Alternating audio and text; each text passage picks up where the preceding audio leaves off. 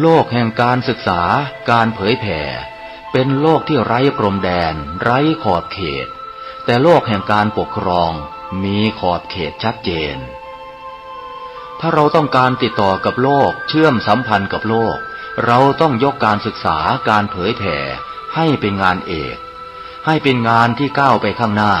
มากกว่ามาเน้นที่การปกครอง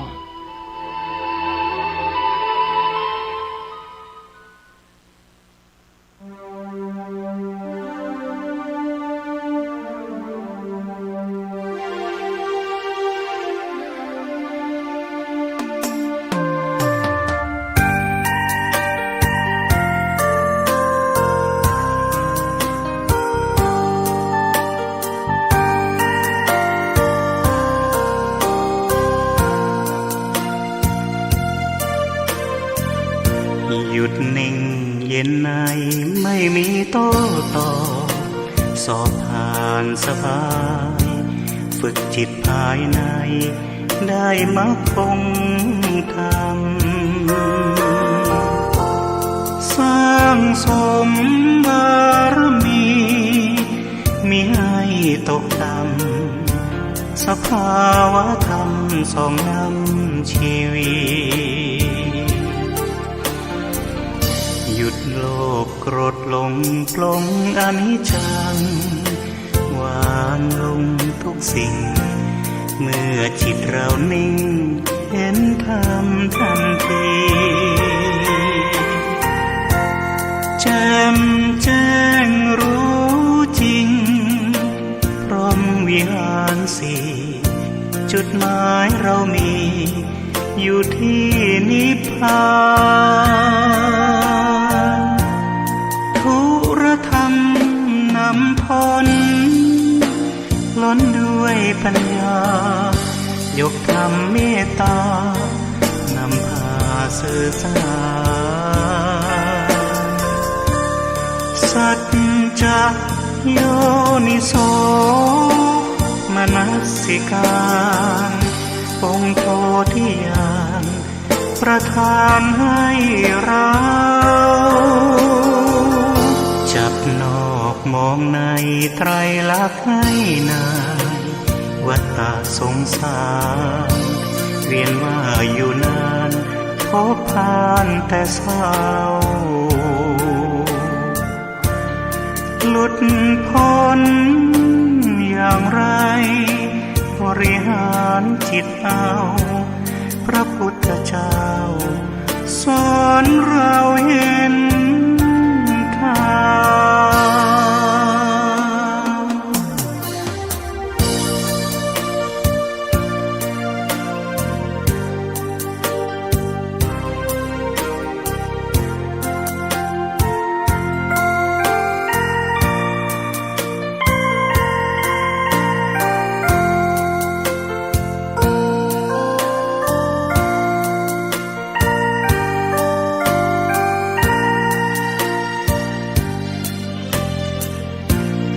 ทุรธรรม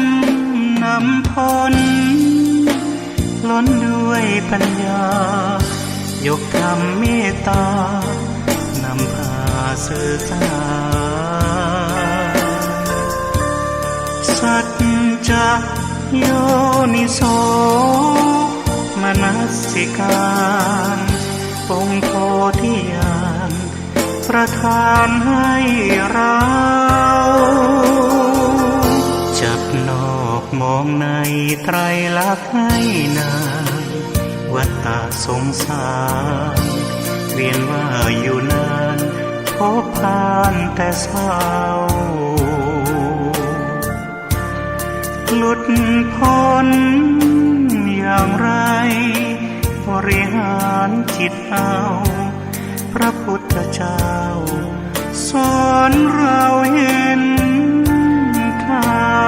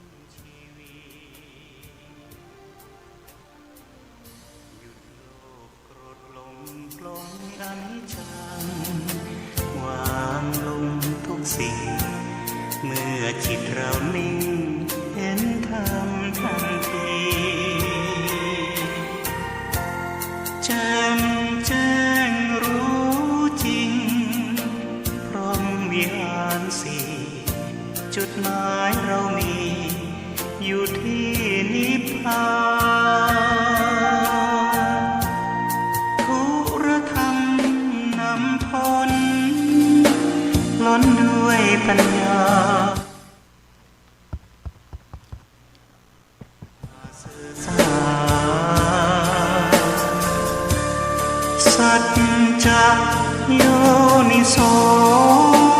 มนัสิการองค์โพธิญาณ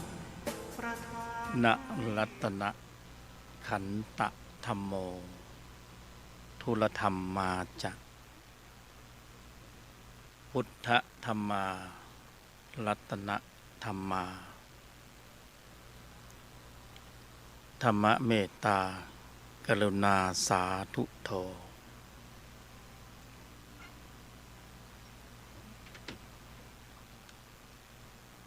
ขอต้อนรับท่านผู้ฟังทุกท่านเข้าสู่ช่วงเวลาของทุลธรรมนำพ้น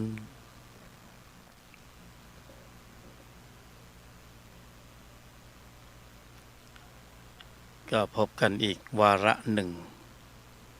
ได้เวลาของการฝึกฝนการบรรยายธรรมแล้วก็ได้มาพบปะกับเพื่อนกัลยาณมิตร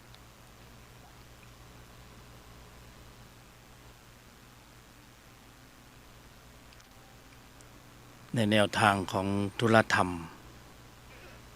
ชื่อรายการก็บอกอยู่แล้วว่าทุลธรรมนำพ้น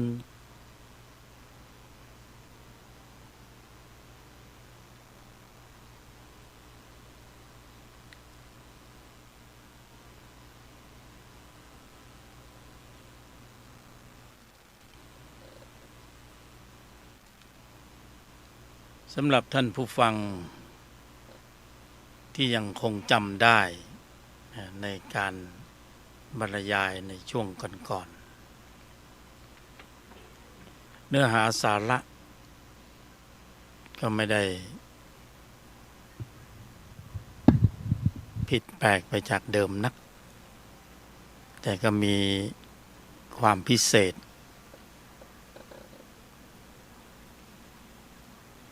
จะได้มาตอกย้ำย้ำคิดย้ำทำ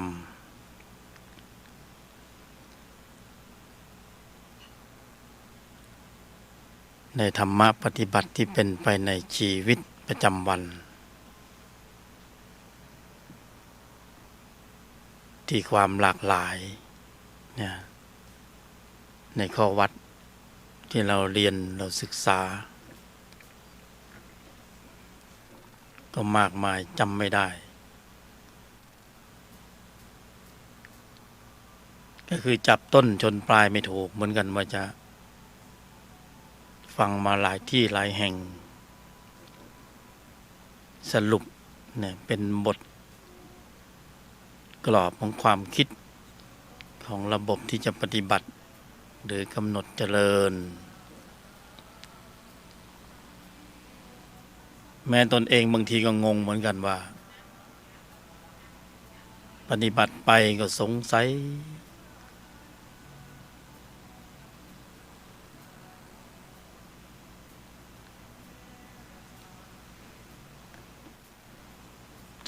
นู่นสงสัยนี่สารพัดไอ้ภายในก็จะว่ายังเหมือนเดิมหรือมันดีขึ้นมันก็ยังไว้วางใจไม่ได้อยู่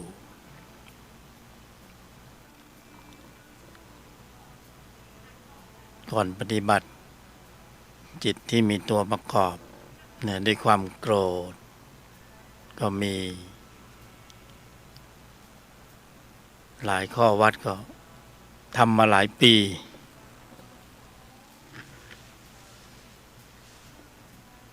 ก็ถึงเวลาที่ต้องสังคายนาใจของตัวเองด้วยตนเองสักครั้งหนึ่ง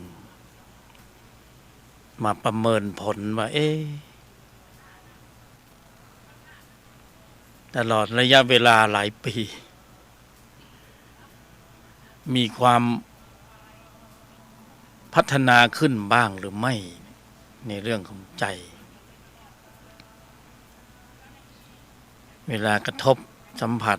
เสียหน้าเสียราคาเสียผลประโยชน์เราก็ยังโกรธวาจายังล่วงหล่น สารพัดความอารมณ์ต่างๆมันขึ้นอยู่ในใจจะบอกว่าเป็นเรื่องธรรมดาที่มนุษย์ทุกคนต้องทุกรูปทุกนามต้องเป็นอย่างนี้แต่มันเป็นธรรมดาที่มันมีผลเป็นทุกข์มีเรื่องมีราวต่างๆแต่ทั้งนี้ทั้งนั้นถ้าเราสังเกตให้มีความชัดแจ้งชัดเจนก็หนีไม่พ้นในเรื่องของการแสดงออกโดยทั้งสิ้นระบบคิดระบบพูดเนี่ยระบบทำ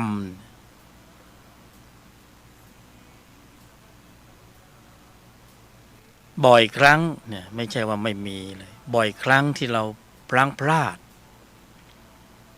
หรือเรียกว่าล้มเหลวเนี่ยระบบคิดระบบพูดระบบทำความคิดการกระทำคำพูดที่มันล้มเหลวพอเราเจอข้อสอบเนี่ยเจอบททดสอบแล้วเราก็สอบตกเนี่ยเราก็สอบตกข้อสอบหลักๆที่เราเจอกันก็เสียหน้าเสียราคาเสียผลประโยชน์เนี่ยเสียความรู้สึกเสียสารพัดเสียผัวเสียเมียเสียเงินเสียทองมีแต่เสียทั้งนั้นแหละถ้าเราตื่นรู้เราเท่าทันเราก็จะบอกว่าข้อสอบมาแล้วแต่เราเป็นนักเรียนนะปลอบประโลมอยู่บางทีมันก็นิ่งได้ไม่นิ่งได้บ้างนิ่งไม่ได้บ้างปรับใจได้บ้างบางทีก็ปรับใจไม่ได้เพราะนั้นข้อสอบมันมาทุกทิศทุกทางวันนี้ได้มีโอกาสเนี่ยได้มาฝึกฝนกันบรรยายอีกครั้งหนึ่งก็เลยจะพูดว่า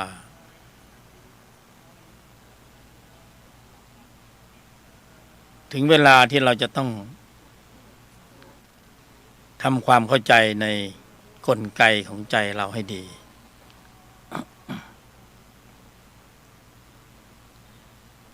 เพราะมันเป็นเรื่องของระบบควบคุมการแสดงออกคงไม่ต้องอธิบายมากว่าผลของการแสดงออกมันเป็นอย่างไรเวลาคิดไม่ดีพูดไม่ดีทำไม่ดีแต่ทีนี้ระบบเนี่ยมันก็เป็นธรรมชาติที่น่าจะควบคุมได้แต่หลายครั้งเราก็ควบคุมไม่ได้เราก็เริ่มมองเห็นว่าจริงๆมันมีกลไกของมันอยู่เป็นธรรมชาติที่เป็นกลไกในการควบคุมระบบแสดงออกแต่กลไกนี้เราไม่เคยให้ความสำคัญ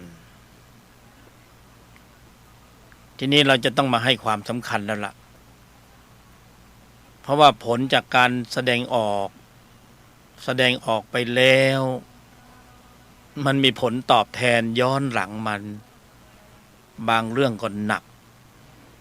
บางเรื่องก็ถึงขั้นต้องเสียชีวิตไปเลยหลายเรื่องก็เป็นเรื่องของคดีความที่มันต้องไปปะทะกับรูปอื่นนามอื่นอันนี้ก็เป็นส่วนหนึ่งไล่ไปไล่มาก็มาจอดอยู่ตรงระบบนะ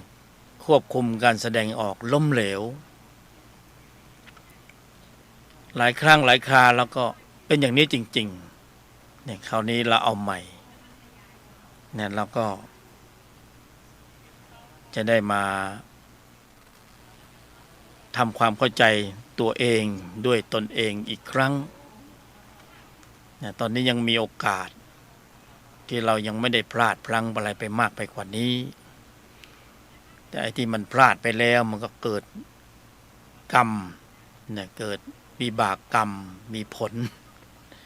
ก็รับกันไปตามๆกันในชั้นนี้ก็น่าจะมาทำตีกรอบให้มันหน่อยเพราะว่าคงไม่มีเวลาที่จะไปออกนอกเรื่องให้มันยืดเยื้อเยินเยอะเนี่ยให้เข้าประเด็นเลยเพราะว่าเวลาแต่ละรูปแต่ละนามเนี่ยก็มีน้อยเดี๋ยวก็จะถึงเวลาเปลี่ยนที่อยู่อีกแล้วเพราะนั้นการที่จะต้องกรอบนะกำหนดกรอบแต่เดิมเราไม่มีกรอบนะการกำหนดกรอบของความคิดนะคำพูดการกระท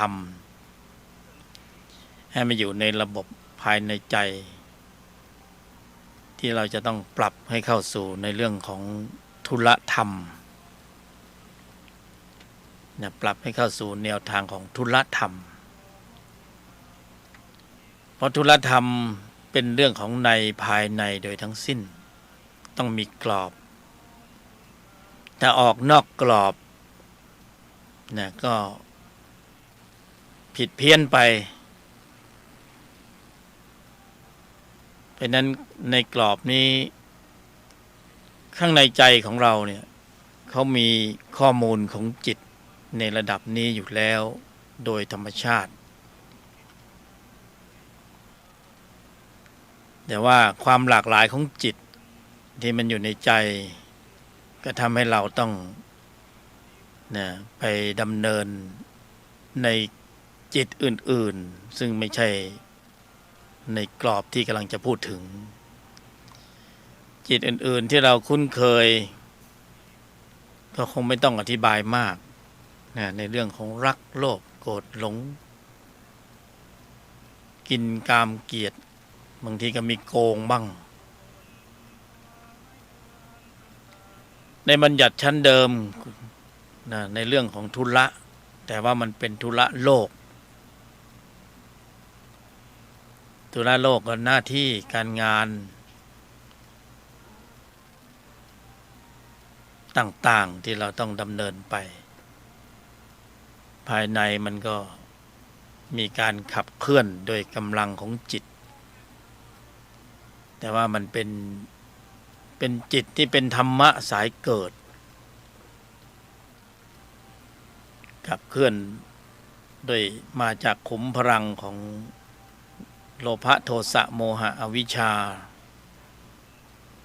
ผลักดันให้หมุนเวียนไปในร่องรอยรูปแบบต่างๆที่เป็นธุระโลกภายนอกธุระโลกภายนอกหมุนเวียนไปเราก็กระทำกรรมไปในที่ต่างๆจิตก็จะบันทึกข้อมูลเก็บสะสมข้อมูลทั้งหมดที่นี่มันไม่ไปไหนเพราะว่าจิตเขาเป็นเจ้าแห่งการสะสมอยู่แล้วเขาก็มีวิบากจิตมันก็ส่งผลก็มีผลสืบเนื่องเชื่อมโยงให้จิตใหม่ที่มันจะเกิดขึ้นอาศัยพืชเชื้อเก่าดั้งเดิมต่อยอดแต่ว่ามันเป็นยอดแย่มันไม่ใช่ยอดเยี่ยมเพราะมันได้ชั่วโมงโลกแต่ไม่ได้ชั่วโมงธรรมชั่วโมงโลกมันก็จะเป็นพืชเชื้อสำหรับให้สัตตานังให้เราเนี่ยได้เคลื่อนต่อไปในวัฏฏะสงสารเคลื่อนต่อไปเพราะมีแรงขับเป็นชั่วโมงโลกคือมันเพิ่มพืชเชื้อของธรรมสายเกิด ในภายในก็เพิ่มกำลังของจิตที่มีตัวประกอบด้วยโลภะโทสะโมหะอวิชชาต่างๆพวกนี้ก็แก่กล้ามีกำลังแก่กล้ามากขึ้นอันนั้นคือธรรมสายเกิดมันเดินไปสู่วังวนแห่งวัฏจักรให้เราไปเวียนตายเวียนเกิดในที่ต่างๆในขณะเดียวกันมันก็มีของแถม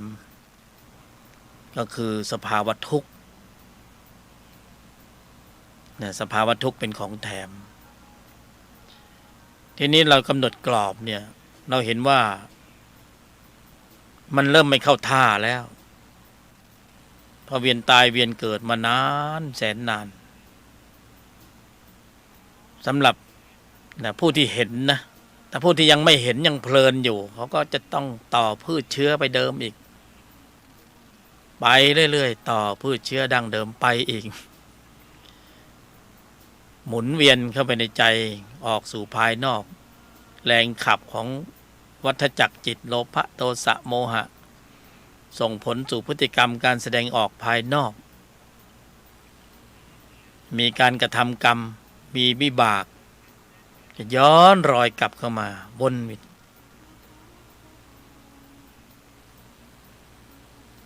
อันนี้คือวังวนอยู่ในวังวนเราที่เบื่อหน่ายแล้วเห็นว่าวังวนนี่ไม่เข้าท่าอยากจะพ้นไปไม่อยู่ใต้อำนาจของพยามารเราก็ต้องหมุนกงล้อกลับแทนที่จะสร้างชั่วโมงของวัฏจักรก็ต้องเริ่มมานับหนึ่งสร้างชั่วโมงของธรรมธรรมก็มีหลายชั้นอีกธรรมที่พาออกจากวังวนแห่งวัฏฏะได้ก็มี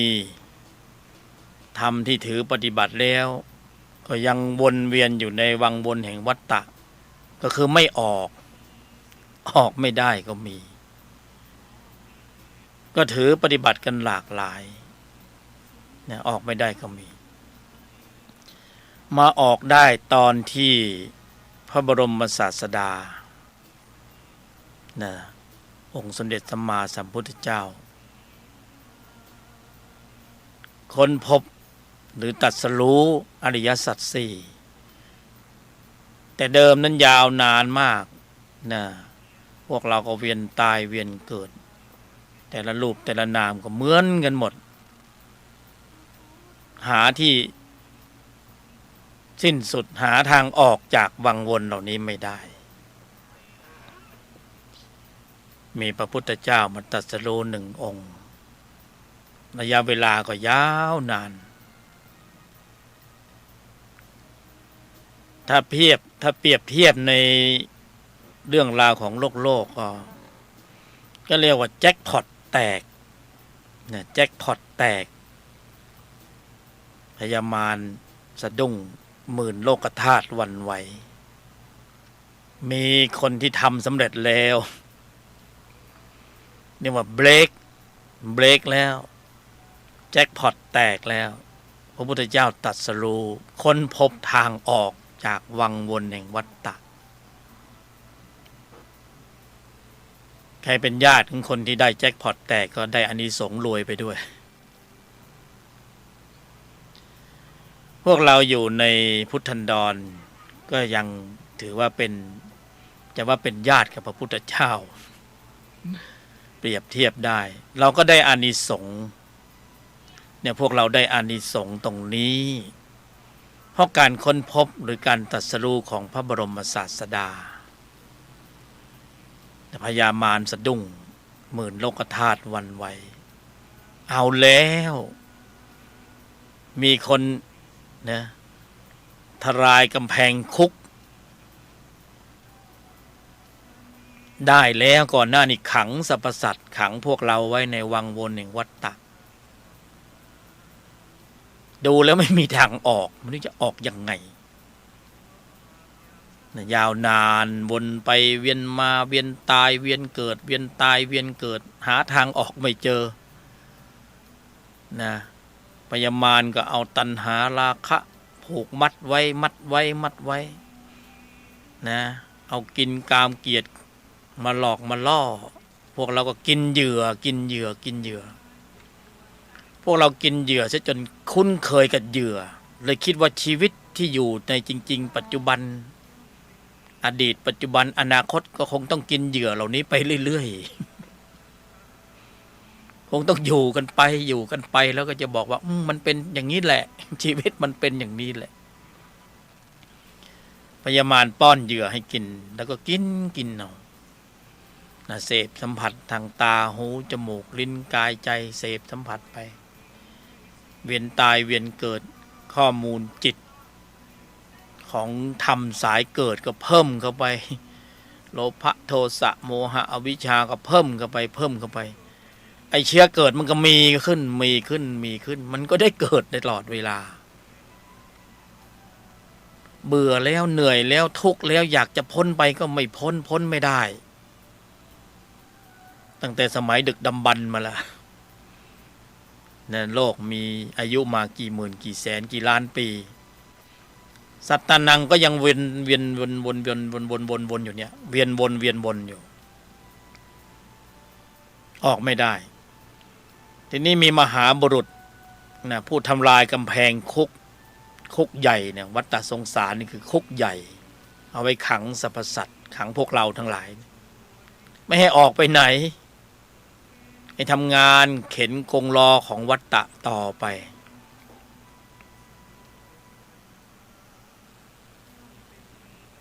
เรานึกภาพของคุกใหญ่แล้วมีคนหนึ่งเนี่ยเอาระเบิดไปจุดระเบิดแล้วทลายกำแพงคุกคนคุกก็ได้เฮกันออกมาแล้วทีนี้ตอนนี้สรรพสัตว์ทั้งหลายก็ได้เฮแล้วโอ้พญามารไล่จับไม่ทันนะ ได้เฮกันจะออกจากวังวนแห่งวัฏฏะจะออกยังไงก็ออกตามเส้นทางที่พระพุทธเจ้าค้นพบทรงตรัสรู้อริยสัจสี่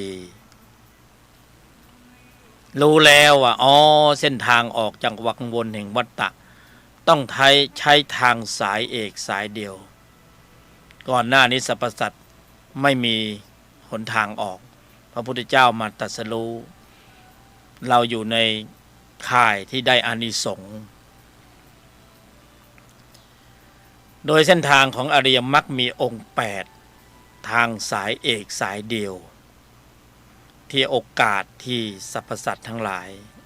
เช่นพวกเราทั้งหลาย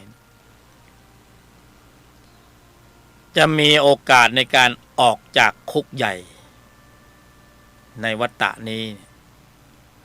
วันนั้นโอ้โห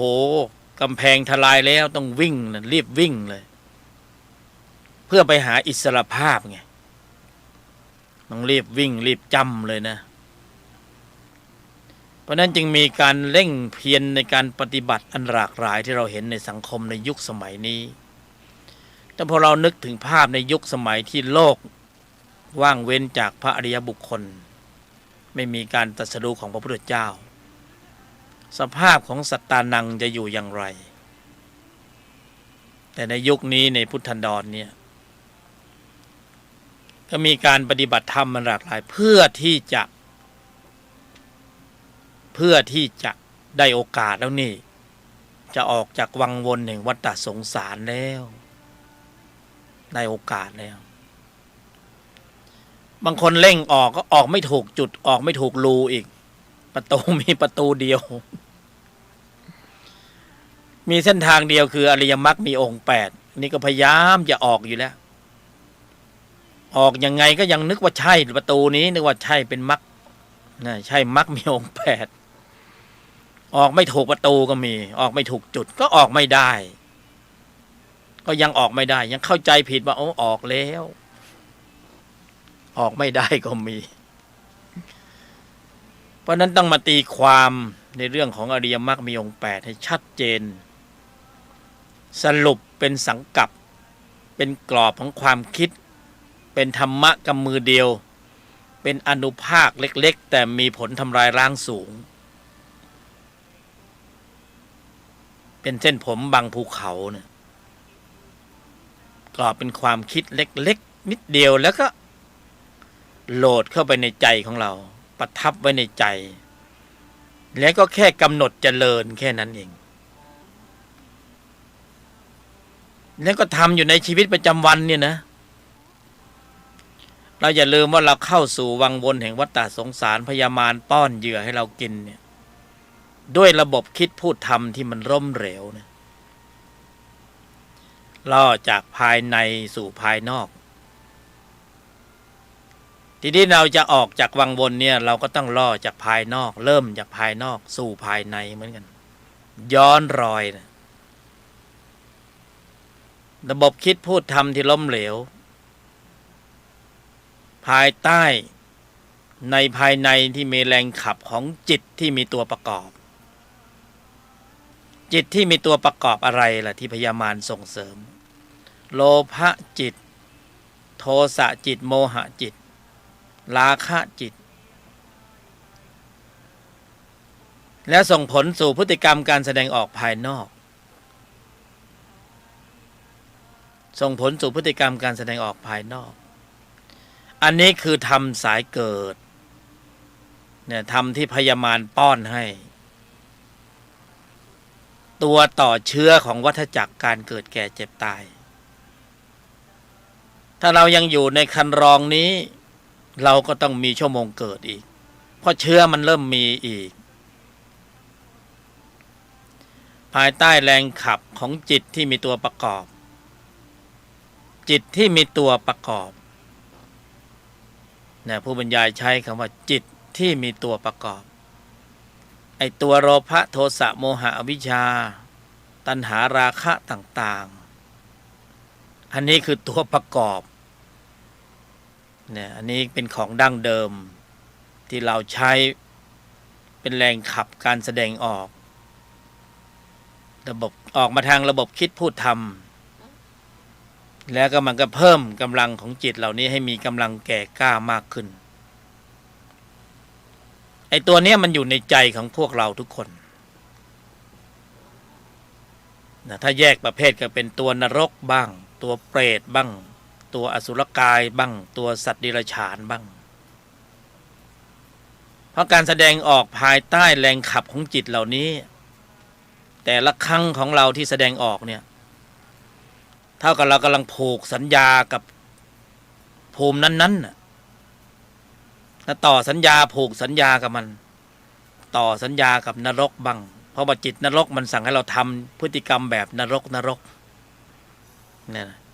เราก็ต่อสัญญากับนรกต่อสัญญากับเปรตแล้วก็โกงไม่เลือกที่กินไม่เลือกที่คอร์รัปชันระเบิดเถิดเทิง1 บาทนี่หยาดเหงื่อแรงงานเลยนะโกงไปได้ยังไงก็เท่ากับเราต่อสัญญากับเปรต อสุรกายสัตว์เดรัจฉานต่อสัญญากับมันโดยพฤติกรรมการแสดงออกภายนอกเนี่ยที่มันปรากฏออกแต่มันมาจากแรงขับในภายในที่เป็นจิตเหล่านั้นคือเราต่อสัญญาภูมิต่างๆไว้จึงไม่แปลกนะจึงไม่แปลกนะจึงเก็ตนะถึงบางอ้อว่าอ๋อพระบรมศาสดาตรัสรู้แล้วทรงตรัสไว้ชัดเจนว่าสัตว์โลกที่ตายจากโลกนี้ไปแล้วส่วนมากเนี่ยก็มันต่อสัญญาแล้วไงมันไปอบายภูมิเชื้อมันมีมันต่อสัญญานะต่อสัญญากับเปรตก็ตายแล้วก็ไปเกิดเป็นเปรตต่อสัญญากับสัตว์เดรัจฉานตายแล้วก็ไปเกิดเป็นสัตว์เดรัจฉานต่อยังไงสัญญาก็พฤติกรรมการแสดงออกเยี่ยงอย่างไรก็ได้อย่างนั้นเพราะความไม่รู้ของสัตตานังเนี่ยของเราที่ไม่รู้ว่าอ้าวมันมีสิ่งหนึ่งที่บันทึกข้อมูลเราอยู่ทุกเวลา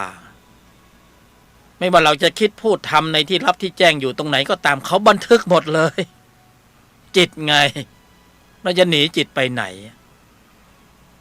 จิตบันทึกหมดเลยสัญญาของนรกเปรตอสุรกายสัตว์เดรัจฉานที่มันอยู่ในใจเราเนี่ยเขาก็บันทึกอีกถ้าเวลาแตกกายทำลายขันธ์จากมนุษย์ไปแล้วเนี่ยเราต่อสัญญามนุษย์ใช่ไหมมนุษย์มันมีอายุสั้นพอมันหมดเวลามันก็ต้องไปต่อเขาก็ธรรมชาติเขาก็จะดูว่าสัญญาตรงไหนมันมีน้ำหนักวะ สัญญาตรงไหนมีน้ำหนักมาก มันก็ถ่วงดุลไปทางนู้นสัญญานรกมีน้ำหนักมากเอาไปนรกก่อนนะสัญญาเปรตรอคิวก่อนจากนรกแล้วไปต่อเปรตจากเปรตแล้วไปต่อสัตว์เดรัจฉานนะ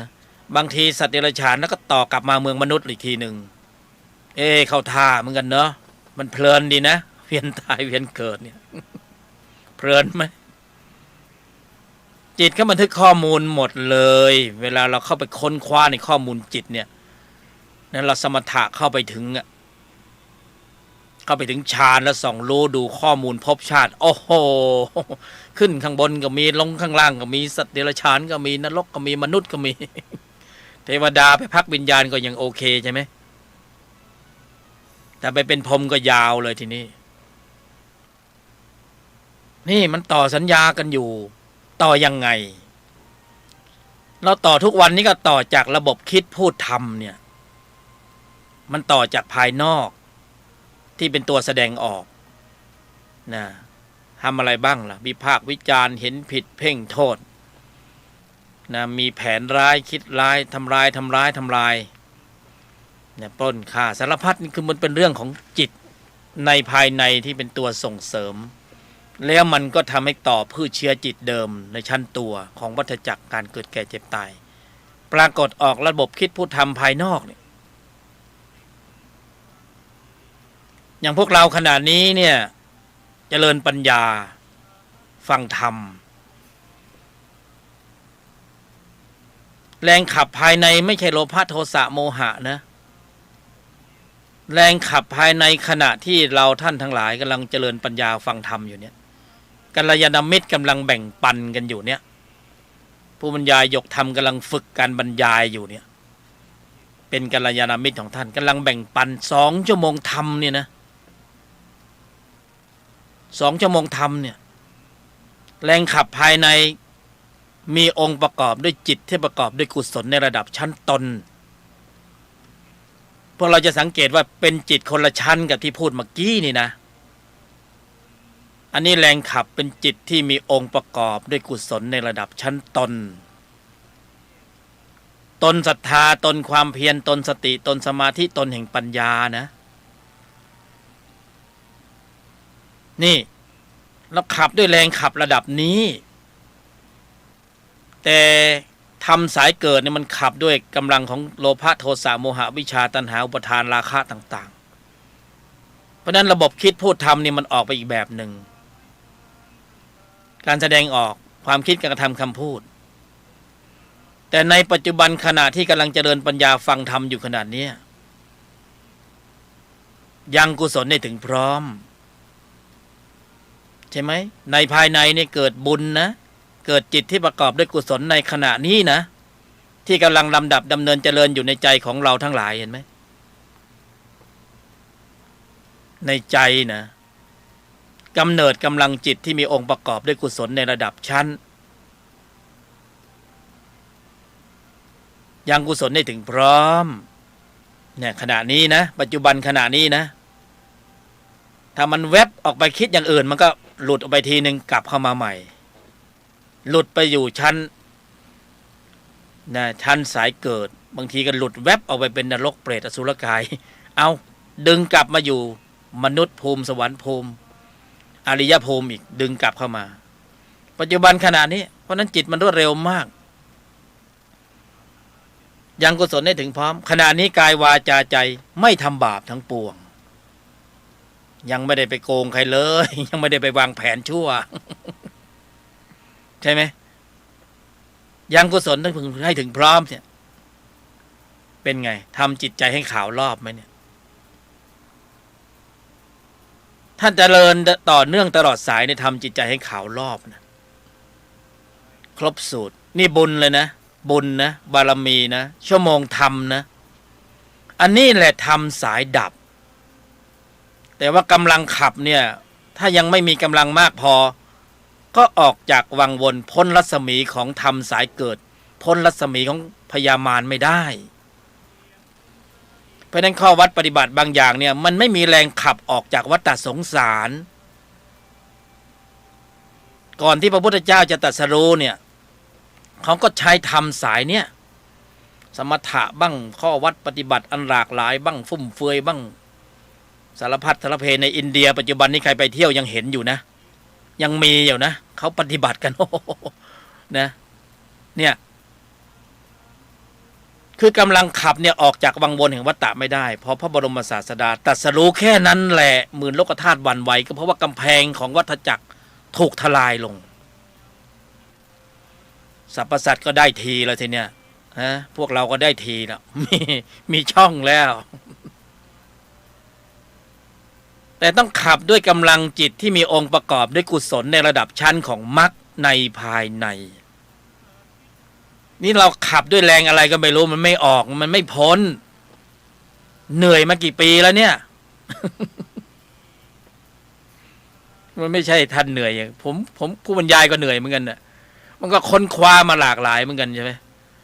ไปหัวเห็ด7 ย่านน้ำไปทั่วทุกแห่งทุกสำนักฟังทุกฟังนะที่แท้อยู่ในใจของเราเนี่ยจิตที่มีองค์ประกอบด้วยกุศลในระดับชั้นของมรรคเนี่ยมีอยู่แล้วโดยธรรมชาติธรรมดาในใจของเราทั้งหลายระบบตัดกระแสทุกข์มีอยู่แล้วระบบออกจากวัฏฏะมีอยู่แล้วเรามาตื่นรู้เมื่อเรามาศึกษาตามพระพุทธเจ้าพระพุทธองค์ตรัสรู้เราถึงรู้ว่าอ๋อในใจเราเนี่ยมีระบบนี้อยู่แล้วองค์ประกอบเหล่านี้จิตที่ประกอบด้วยกุศลในระดับชั้นของมรรคเนี่ยเจริญเติบโตได้ดีมากๆในยุคสมัยที่มีกายมนุษย์เอาง่ายๆคือพูดเองนะผู้บรรยายพูดเองนะไม่ใช่ใครพูดนะถ้าจะบอกว่ากายมนุษย์เนี่ยที่เรามาเกิดมนุษย์แล้วมาอยู่ในกายมนุษย์เนี่ยนั่นหมายถึงว่าเรามีชั่วโมงออกแบบมาเพื่อที่กายมนุษย์เนี่ยออกแบบมาเพื่อที่จะให้เราทั้งหลายได้มาบรรลุธรรมต้องมาทรงในกายมนุษย์นะเพราะถ้าไม่ใช่กายมนุษย์แล้วเนี่ยอริยมรรคมีองค์8เนี่ยขับเคลื่อนไม่ได้มันเหมือนโทรศัพท์ที่ครบเนี่ยฟังก์ชันมันครบอ่ะแล้วถ้าเป็นโทรศัพท์มือถือที่เป็นเครื่องเก่าๆเนี่ยมันเล่นแอปบางแอปไม่ได้เลยแต่กายมนุษย์นี่เล่นแอปเนี่ยโปรแกรมมรรคเนี่ยเล่นได้เลยมันเหลือแต่ตนธรรมเหลือแต่ตนธรรมเข้าให้ถูกช่องถูกส่วนนี่ความหลากหลายของข้อวัดปฏิบัติในสังคมปัจจุบันเนี่ยมันก็เราก็ต้องยอมรับความเป็นจริงว่ามันทำให้เราเบลอเหมือนกันนะมึนเหมือนกันนะ ไปเจอสำนักโน้นก็ว่าอย่างหนึ่งไปเจอสำนักนี้ก็ว่าอีกอย่างหนึ่งอ่านบัญญัติก็ว่าอีกอย่างหนึ่งไปกันทั่วหมดสารพัดสารเพเพราะนั้นเราจะต้องกรอบความคิดให้แคบลงคำพูดให้แคบลงการกระทำให้แคบลงเพื่อปรับทิศทางเข้าสู่แนวทางของอริยมรรคมีองค์8กรอบนะถ้าออกนอกกรอบก็ไม่ใช่มรรคผิดไปนิดนึงก็นั้นเราอย่าลืมว่าทิฏฐิในศาสนานี้พระพุทธเจ้าตรัสไว้ชัดเจนมี62นั่นหมายถึงข้อวัดปฏิบัติความหลากหลายต่างๆเนี่ยเรามีโอกาสหลุดไปอยู่ในทิฏฐิใดทิฏฐิหนึ่งซึ่งมันไม่ใช่มรรคมีองค์8ผู้บรรยายไม่อยากจะพูดว่าปฏิบัติผิดนะส่วนมากจะใช้คำว่ายังไม่สมบูรณ์ถึงพร้อมในข้อวัดปฏิบัตินั้นๆเพราะฉะนั้นพอเราเข้าถึงมรรคไม่ได้เราเก็บชั่วโมงทำไม่ได้ก็ไม่มีชั่วโมงออกจากวัฏฏะเหมือนบางท่านเจริญสมถกรรมฐานใช่ไหมเล่นฌานนะนิ่งแล้วไปเกิดเป็นอุบัติบังเกิดเป็นอยู่ในพรหมโลกก็ยังไม่พ้นใช่ไหมก็บางทีก็ยังหลงว่าโอ้นิจจังแล้ว เที่ยงแล้วนะยังไม่ปรากฏผลเพราะนั้นในสมัยที่มีกายมนุษย์พิเศษมากคือสามารถบรรลุธรรมได้กันทุกรูปทุกนามกายมนุษย์นี้ออกแบบมาเพื่อให้สัตตานังให้พวกเราทั้งหลายได้บรรลุธรรมในกายมนุษย์ เพราะนั้นกายมนุษย์จึงมีความสุดยอดมากที่สุดเพราะมีตัวสัมผัสนะมีเรื่องราวมากมายที่จะต้องสัมผัสแล้วเราจะต้องขับเคลื่อนกำลังจิตที่มีองค์ประกอบด้วยกุศลในระดับชั้นของมรรคนี่จะมีคำถามฟังมาถึงตรงนี้แล้วสรุปแล้วจะให้ทำอย่างไรเนี่ยในการกำหนดควบคุมการแสดงออกนะให้อยู่ในแนวทางของอริยมรรคมีองค์8เนี่ยที่สุดแล้วบรรยายมาฟังมาเนี่ยยังไม่เห็นเข้าเป้าเลยเนี่ยเล็งให้ตรงเป้าหน่อยได้ไหมจะให้ทำอะไรทำยังไงอ่ะถึงได้ชื่อว่ากำหนดเจริญซึ่งอริยมรรคมีองค์8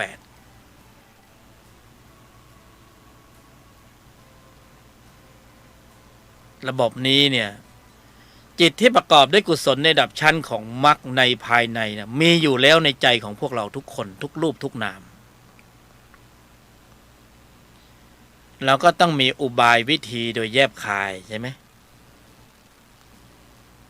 เคยได้ยินคำว่าอุบายวิธีโดยแยบคายไหม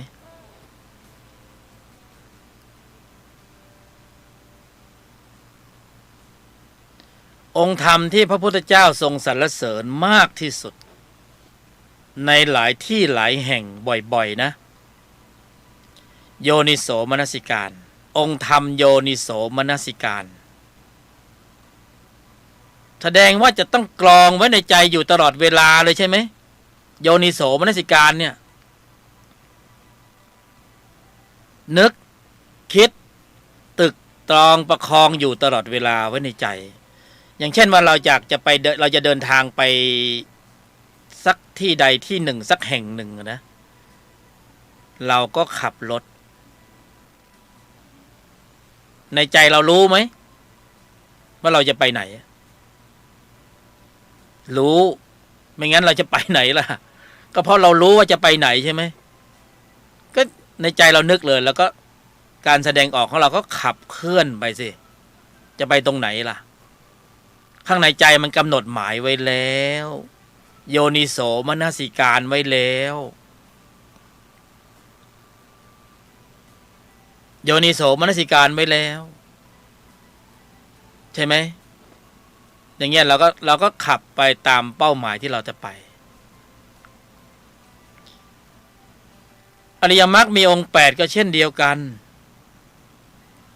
เคยเห็นแมงมุมมันยักชักใยไหมแมลงมุมอะแมงมุมหรือแมลงมุมเนี่ยคือเขาต้องชักใยไปก่อนเขาวางเครือข่ายเขาไว้ก่อนใช่ไหมถ้าแมงมุมไม่วางเครือข่ายมันจะจับแมงเล็กๆที่บินมาติดใยมันได้ไหมอริยมรรคมีองค์8ก็เช่นเดียวกันกรอบของความคิดเราไม่เคยทำกรอบของความคิดเลยใช่ไหมแต่เดิมเนี่ยเราปล่อยให้ไปตามยถากรรมปล่อยไปตามการแสดงออกปล่อยไปตามการกระทบสัมผัสทางทวารต่างๆเราปล่อยเราไปมีเหตุกระทบผัสสะทางทวารต่างๆนะอายตนะภายในอายตนะภายนอกทำให้ระบบคิดพูดทำมันเกิดก็ไหลไปตามกระแสสัมผัสพอฟังเพลงขึ้นแล้วก็ร้องไปเลยมีเรื่องให้โกรธแล้วก็โกรธมีเรื่องให้โลภแล้วก็โลภหลงก็หลงไปตามกระแสสัมผัสอันนั้นแสดงว่าเราไม่มีกรอบของความคิดเราปล่อยไปตามกระแสสัมผัสปล่อยไปเลยไปในทิศทางของรักวันนี้วาเลนไทน์ใช่ไหมรัก นะปรุงกันไปเถอะอกุศลจิตรักโลภโกรธหลงมันสวยงามเนี่ยเขาบอกมันสวยงามมันเป็นความสวยงามเป็นศิลปะอย่างหนึ่งความรักแบบไหนเชื่อเถอะโรงแรมม่านรูดนะเต็มทุกที่เลยประทานโทษหลุดแล้วกรอบของความคิดนะดึงกลับเห็นไหมระบบคิดพูดทำหลุดนะผู้บรรยายหลุดแล้วสภาวะธรรมตกไปต่อไม่ได้เนี่ยพูดพาดพิงวัฏจักรกระทบกระเทียบเปรียบเปรย เป็นจิตที่ประกอบด้วยอกุศลนะเมื่อกี้เนี่ยคือกรอบของความคิดที่จะต้องกรอบเข้ามาเพื่อ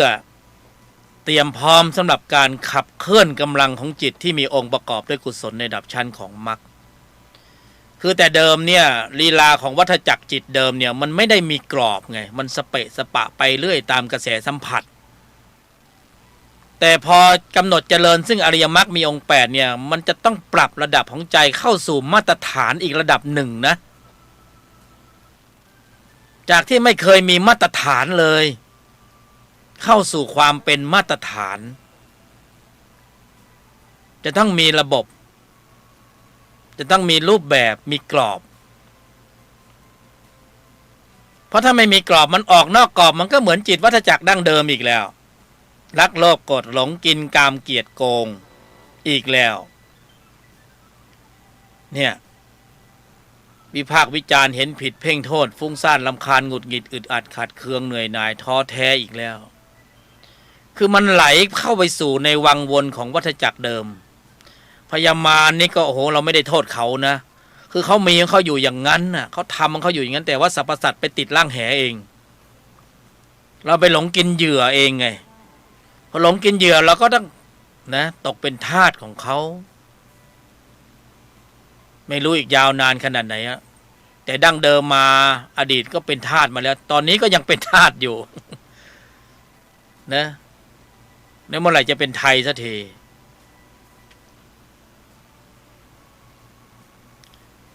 ถ้าไม่ดำเนินในช่องทางนี้ไม่มีโอกาสแล้วนะ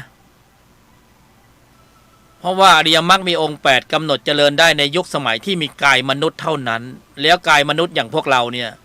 ก็รู้กันอยู่ว่าอายุมันสั้น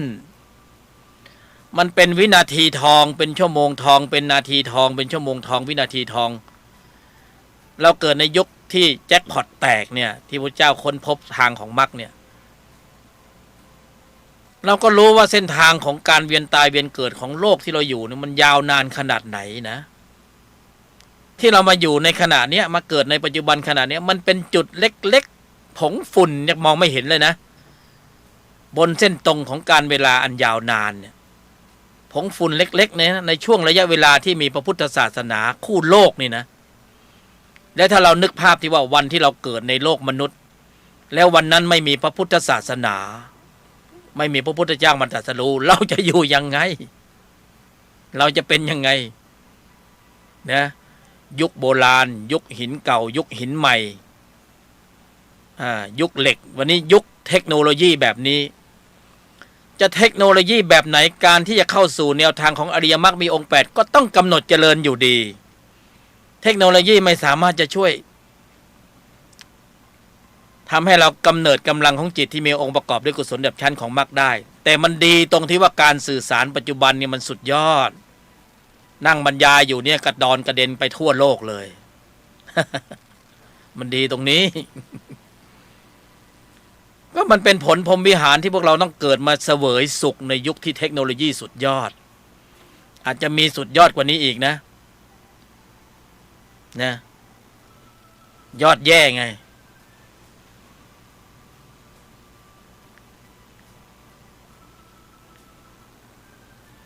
เพราะฉะนั้นเนี่ยระบบคิดพูดทำเนี่ยสำคัญมากที่สุดเราเข้าสู่วังวนแห่งวัฏจักรการเกิดแก่เจ็บตายด้วยระบบคิดพูดทำที่ล้มเหลวภายใต้การผลักดันของจิตที่มีตัวประกอบโดยโลภะโทสะโมหะอวิชชาอย่างที่ว่าเนี่ยเขาเรียกว่าจิตมารเราจะออกจากวังวนแห่งวัฏจักรการเกิดแก่เจ็บตายครั้งนี้เนี่ยเราก็ต้องย้อนรอยมันมาจากภายในสู่ภายนอกแล้วก็ทำจากภายนอกเข้าไปสู่ภายในเคยได้ยินคำว่าในภายในหรือไม่เพราะนั้นอุบายวิธีโดยแยบคายภายนอกส่งผลสู่การลำดับขับเคลื่อนกำลังของจิตที่มีองค์ประกอบด้วยกุศลในระดับชั้นของมรรคในภายในเรียกว่าระดับชั้นจิตชั้นตนภายนอกทำอย่างไรเดี๋ยวจะบอกเคล็ดวิชาที่ไม่ลับนะ เคล็ดวิชาที่ไม่รับวันนี้มีของดีมาฝากเยอะใครฟังวันนี้นี่โชคดีเลยนะโชคดีที่มีกัลยาณมิตรมีเพื่อนมาแบ่งปันประสบการณ์ในการปฏิบัติธรรมเนี่ยเราก็ถือโอกาสได้มาฝึกฝนการบรรยายเห็นไหมเราบรรยายไปตามเรื่องตำราวตามสไตล์เพราะเราไม่ใช่ผู้ที่ศึกษาอะไรมากมายเป็นเพียงแค่เพื่อนกัลยาณมิตรมาแบ่งปันให้พวกเราเนี่ยก็ถือโอกาสได้ฝึกการบรรยายธรรมสักหน่อยสิสัก2 ชั่วโมงธรรมห้ามเอาปักกระตือนเนี่ยนะสลิปนะให้ปล่อยไปตามธรรมชาติเลยคุยไปเลยบรรยายไปตามเรื่องตามราวตามสไตล์ของคือมันไม่มีรูปแบบก็พวกเราเข้าไปอยู่ในรูปแบบเองอริยมรรคมีองค์8นี่เขาโลกุตตรธรรมจะเอากฎระเบียบรูปแบบสีสันสมมติบัญญัติไปกรอบมันก็อยู่ในกรอบก็ตกอยู่ตรงกรอบนั้นแต่กรอบที่ว่านั้นก็คือต้องเป็นกรอบของมรรคคือเราไม่ต้องการที่จะให้จิตมันหลุดออกไปสู่ในวังวนแห่งวัฏจักรเหมือนเดิมไงเราก็ต้องกรอบของมรรคไว้กรอบแคบๆไว้แล้วก็ตีกรอบเลยเหมือนแมลงมุมชักใยเหมือนหน่วยทหารที่เขาส่งสัญญาณเรดาร์ครอบคลุมพื้นที่เราเพียงแค่ส่งสัญญาณครอบคลุมพื้นที่ใจเราแค่นี้เองเรารับผิดชอบเฉพาะใจเราเนี่ยเพราะมันในภายในเนี่ยมันมีแค่นี้ไงเราไม่มีเวลามากที่จะไปรับผิดชอบใจของใครภายนอกใช่ไหมเพราะถ้าส่งจิตออกข้างนอกล่ะเหมือนที่หลวงพ่อจรัญทักษยาโนวัดหลวงขุนวินท่านบรรยายถ้าส่งจิตออกไปข้างนอกเพราะมันเป็นอกุศลหมดไม่มีกุศลเลยนะส่งออกไปข้างนอกล่ะตาเห็นรูปหูได้ยินเสียงจมูกได้กลิ่นลิ้นดูรสคิดนึกเรื่องนั้นเรื่องนี้เปิด YouTube ที่ใจนี่หลุดไปท่วงเลยเปิดโทรศัพท์มือถือนี่ใจนี่หลุดไปแล้วไม่รู้ตัวเลยนะว่าออกไปแล้วเนี่ยปรุงอกุศลอยู่ตลอดเวลาที่นี่เราต้องกรอบของเราดึงกลับไงดึงกลับให้มากรอบอยู่ตรงนี้ถ้าองค์ความรู้ในระดับที่เรากรอบไว้เนี่ยเป็นเหตุเป็นปัจจัยที่มันอยู่ในกรอบนี้ได้แล้วเนี่ยจิตมันไม่ออกไปสู่วังวนของวัฏจักรเดิมละมันไม่ไปปรุงอย่างอื่นมันปรุงเข้ามาอย่างพระอาจารย์จรัญท่านก็บอกให้ปรุงให้พิจารณาอสุภกรรมฐานก็ปรุงได้ดีในส่วนหนึ่งในสำหรับกุศลที่บังเกิดขึ้นแต่ในชั้นนี้ผู้บรรยายก็ไม่มีอะไรเพราะเราเป็นกัลยาณมิตรเราไม่ได้มีอะไรมากมายเพียงแต่บอกว่าสิ่งที่จะมาแบ่งปันเนี่ยจะมาบอกว่าเรากรอบเพียงแค่3 ข้อแค่นั้นเองวัน1คืน1ยืนเดินนั่งนอนแล้วก็ตั้งใจแค่นั้นนะกำหนดหมายแค่นี้เองส่วนใครจะถือข้อวัดปฏิบัติอย่างอื่นอย่างไรนั้นก็ถือปฏิบัติไปตามเรื่องตามราวของท่านแต่ว่าอย่างเนี้ยเรามาแบ่งปันนะไม่ได้มาสอนถ้าเห็นว่าดีเข้าท่าก็เอาไปปฏิบัติส่วนสภาวธรรมที่ได้นั้นผู้ปฏิบัติรับรองตัวเองด้วยตนเองรับรองตนเอง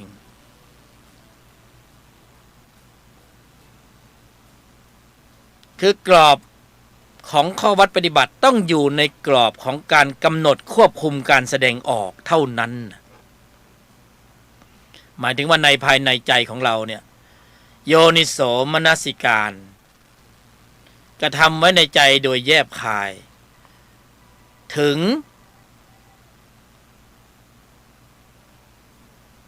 กรอบของการกำหนดควบคุมการแสดงออกข้อที่1ไม่พูดข้อที่2ไม่โกรธข้อที่3ไม่เห็นผิด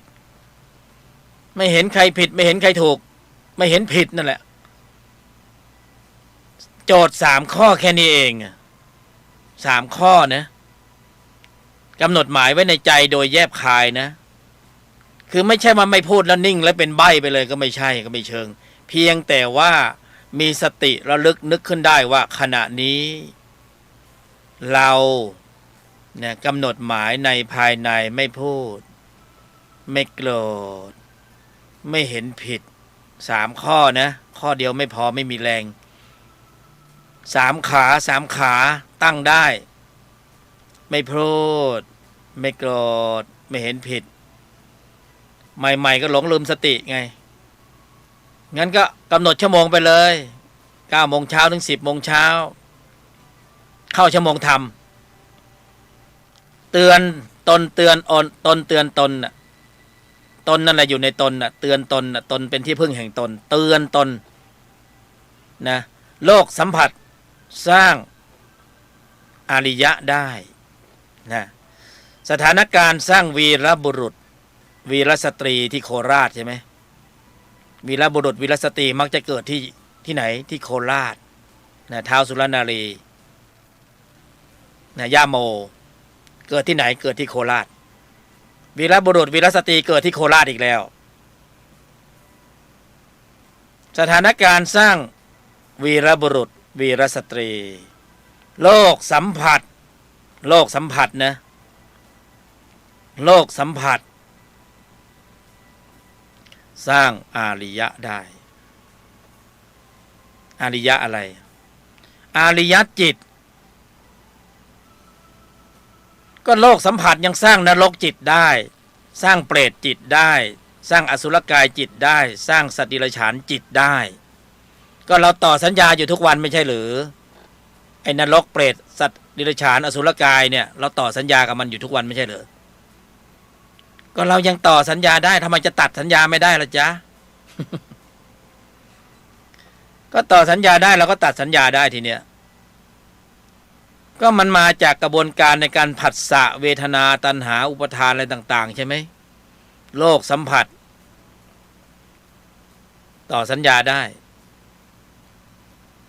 เราก็อาศัยโลกสัมผัสสร้างอริยะเหมือนกันแต่ว่าในภายในนั้นจะต้องมีมาตรฐานในการกำหนดหมายไม่พูดไม่โกรธไม่เห็นผิดโยนิโสมนสิการไม่พูดไม่โกรธไม่เห็นผิดคือเอาเพียงแค่สำรวมวาจาก็พอไม่ใช่ว่าไม่พูดเลยใบ้ไปเลยก็ไม่ถึงขนาดนั้นนะไม่พูดไม่โกรธไม่เห็นผิดแค่นึกคิดตึกตองประคองอยู่ในใจแค่นี้แหละอริยมรรคเป็นธรรมที่ต้องกำหนดเจริญอริยมรรคนะธรรมะสายดับนะชั้นตนนะต้องนะสัจจะกำหนดหมายสัจจะไม่พูดไม่โกรธไม่เห็นใครผิดข้อเดียว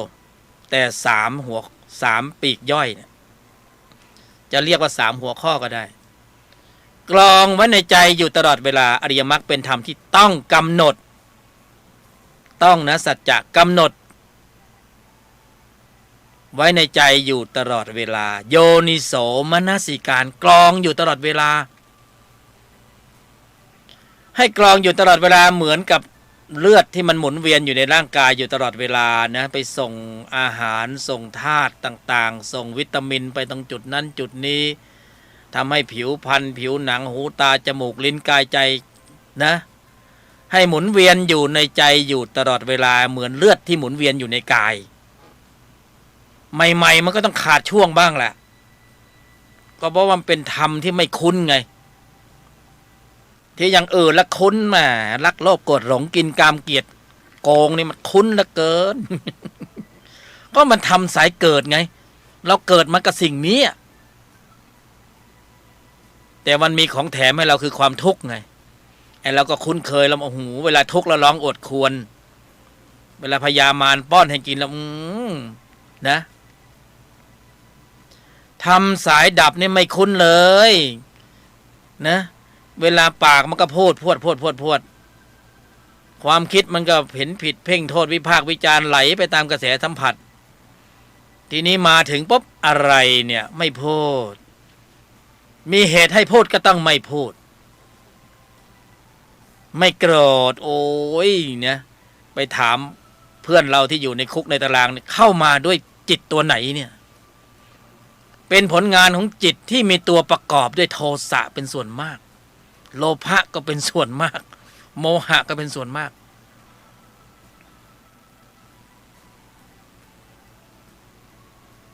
กรอบเนี่ยกรอบให้มันอยู่ในจับให้มันอยู่ในกรอบเนี่ยระบบคิดพูดทำตอนเนี้ยอริยมรรคเป็นธรรมที่ต้องกำหนดเจริญนี่คือหมุนเวียนอยู่ในใจอยู่ตลอดเวลาถึง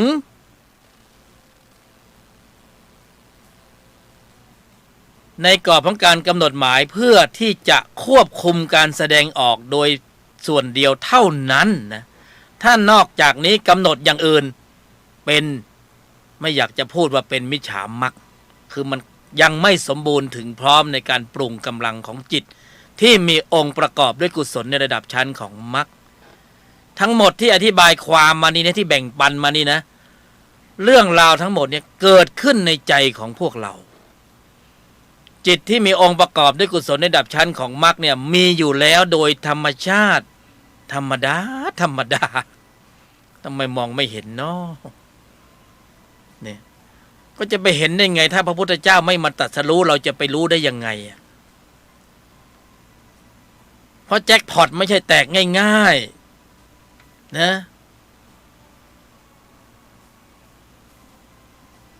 แล้วลำดับดำเนินเจริญได้ในยุคสมัยที่มีกายมนุษย์เท่านั้น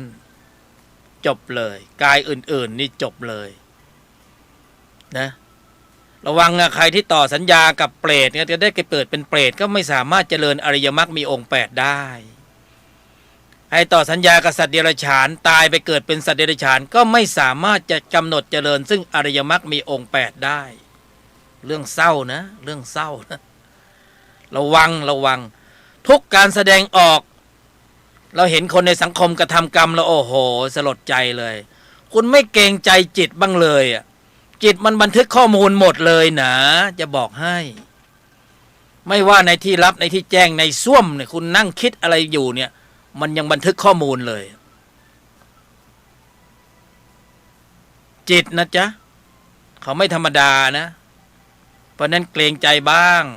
เพราะนั้นป้อนลำเลียงสิ่งที่เป็นกุศลเข้าไปไว้ในใจให้เยอะๆแน่2 ชั่วโมงทำนี่ก็ฉลาดพอสมควรเลยนะเนี่ยจิตที่ประกอบด้วยกุศลเป็นอันมากได้ปรากฏเกิดขึ้นในใจของพวกเราท่านทั้งหลายกำลังลำเลียงเข้าไปเลยนะเนี่ยจิตก็บันทึกเลยโอ้โหกุศลมาแล้วกุศล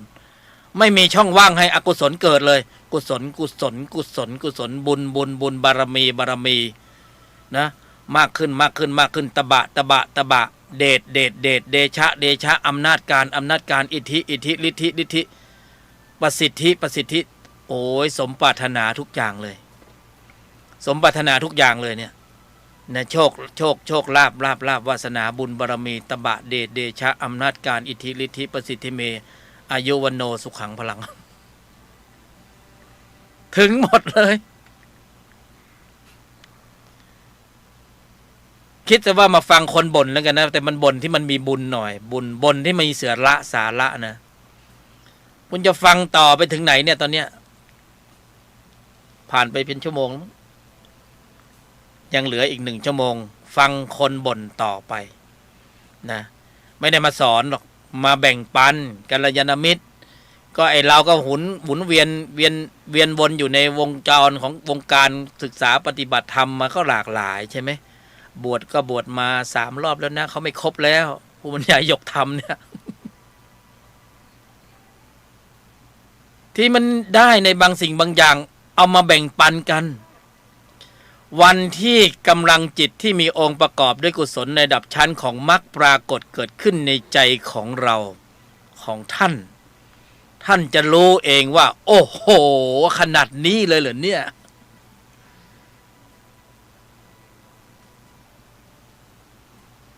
เคยเห็นความมืดไหมในห้องมืด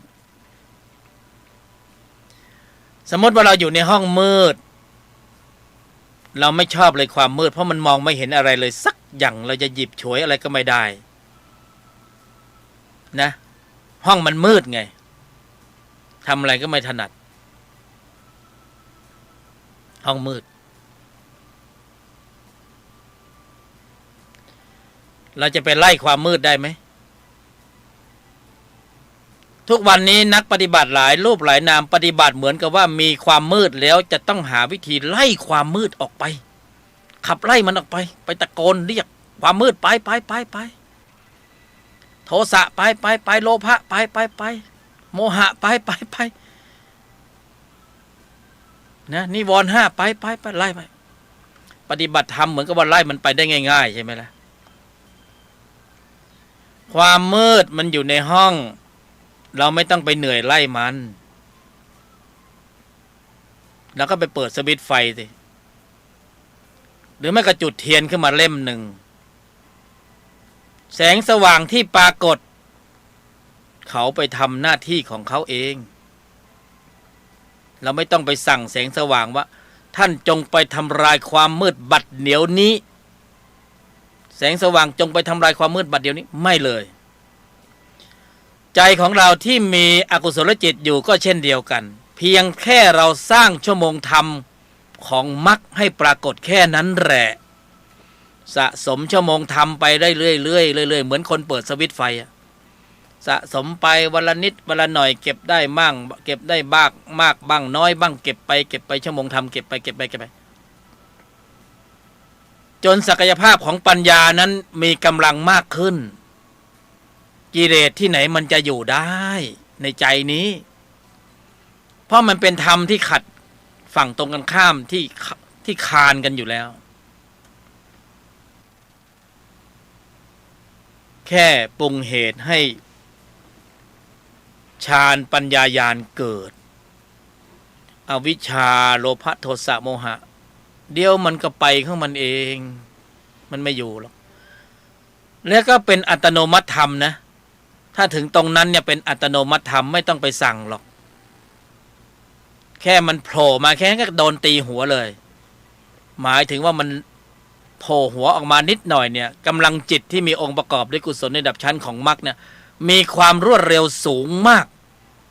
จนเรารู้สึกจับไม่ได้ไล่ไม่ทันเพราะอะไรเพราะนั่นเป็นอัตโนมัติธรรมไม่ใช่อัตตาตัวเราเขาเป็นของเขาอยู่อย่างนั้นเขาทำลายล้างโดยทันทีทันใดเมื่อแสงอาทิตย์ปรากฏเกิดขึ้นโลกเราก็สว่างทันทีแค่นั้นแหละปัญหาอยู่ตรงที่ว่าจะทำอย่างไรให้กำลังจิตที่มีองค์ประกอบด้วยกุศลในระดับชั้นของมรรคในภายในใจของเรานั้นขับเคลื่อนกำลังเพราะใจเรามันไม่ใช่มีกำลังจิตที่มีองค์ประกอบด้วยกุศลในระดับชั้นของมรรคแต่ฝ่ายเดียวมันมีฝ่ายของวัฏจักรนะมันมีฝ่ายของพญามารที่กำลังรันนิ่งอยู่เหมือนกันเพราะนั้นมันต้องแข่งกันสู้กันนะระหว่างจิตชั้นตัวและจิตชั้นตนตัวโลภะโทสะโมหะอวิชชาธรรมสายเกิดจิตชั้นตนศรัทธาความเพียรสติสมาธิปัญญาพระอินทรีย์พระธรรมสายเกิดความสายดับจิตชั้นตนนะผู้บรรยายใช้อัตตาตัวกูนะผู้บรรยายยกธรรมจะไม่ใช้คำว่าอัตตาตัวตนอัตตาตัวกูนะตัวกูของกูอัตตาตัวกูถ้าตนก็ตนศรัทธาตนความเพียรตนสติตนสมาธิตนปัญญาทั้งหมดทั้งมวลเนี่ยมีอยู่ในใจของเราท่านทั้งหลายเรียบร้อยแล้วกำหนดเจริญซึ่งอริยมรรคมีองค์8ในภายในถ้ากำหนดเจริญได้ระบบควบคุมการแสดงออกสุดยอดตอนนี้ผู้คนในสังคมเนี่ยสังเกตนะผู้คนในสังคมนะพวกเราดูสื่อต่างๆเราจะเห็นเลยว่าโอ้โหระบบควบคุมการแสดงออกนี่มันล้มเหลวกันเป็นว่าเล่นเลยนะระบบควบคุมการแสดงออกเนี่ยระบบการศึกษาในปัจจุบันไม่ได้ส่งเสริมระบบนี้นะการศึกษาในปัจจุบันการศึกษาโลกปริญญาตรีโทเอกมันส่งเสริมจิตชั้นตัวนะชั้นตัวโลภะโทสะโมหะอวิชชาแข่งขันกันโลภะโทสะโมหะอวิชชาขับเคลื่อนกันไป ได้หน้าได้ตาได้เกียรติได้นะได้ดีกรีได้อะไรต่างๆลาภยศสรรเสริญสุขกินกามเกียรติทีนี้ในภายในที่มัน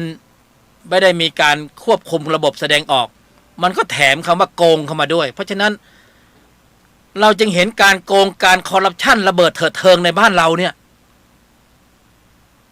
สุดยอดโคตรโกงในระดับก็ในยุคสมัยนี่แหละเพราะมนุษย์ไม่มีระบบควบคุมการแสดงออกแล้วอันตรายมากธรรมดาจิตเหล่านี้มันจะต้องถูกขังไว้ในเครื่องแบบของนรกเครื่องแบบของเปรตของสัตว์เดรัจฉานของอสุรกายต้องอยู่ในนั้นจิตพวกนี้จะต้องถูกจัดสรรให้ไปอยู่ในเครื่องแบบนั้นแต่มันอยู่ในเครื่องแบบมนุษย์ยุ่งแล้วสินี่เพราะข้างในมันไม่ใช่มนุษย์ไง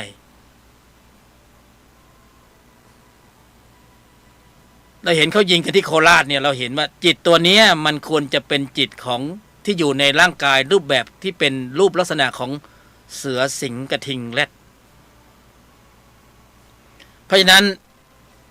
ยังกุศลให้ถึงพร้อมไม่ประมาทเพราะว่าในใจของพวกเราทุกคนเราสามารถแปลสภาพจากมนุษย์หน้าตาดีๆหล่อๆเหมือนผู้บรรยายนี่นะเราสามารถแสดงบทนรกได้ทันทีเปรตก็ได้อสุรกายก็ได้สัตว์เดรัจฉานก็ได้เพราะอะไร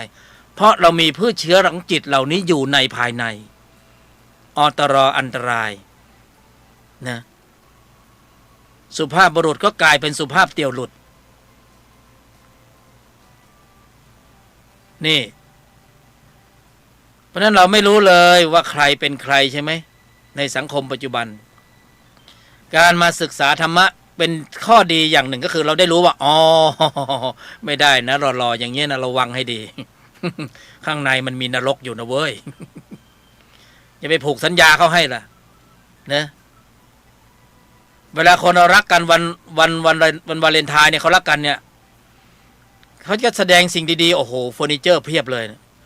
เราไม่รู้ส่องดูไม่เห็นเราดูไม่ได้ว่าข้างในใจเขาเป็นอะไร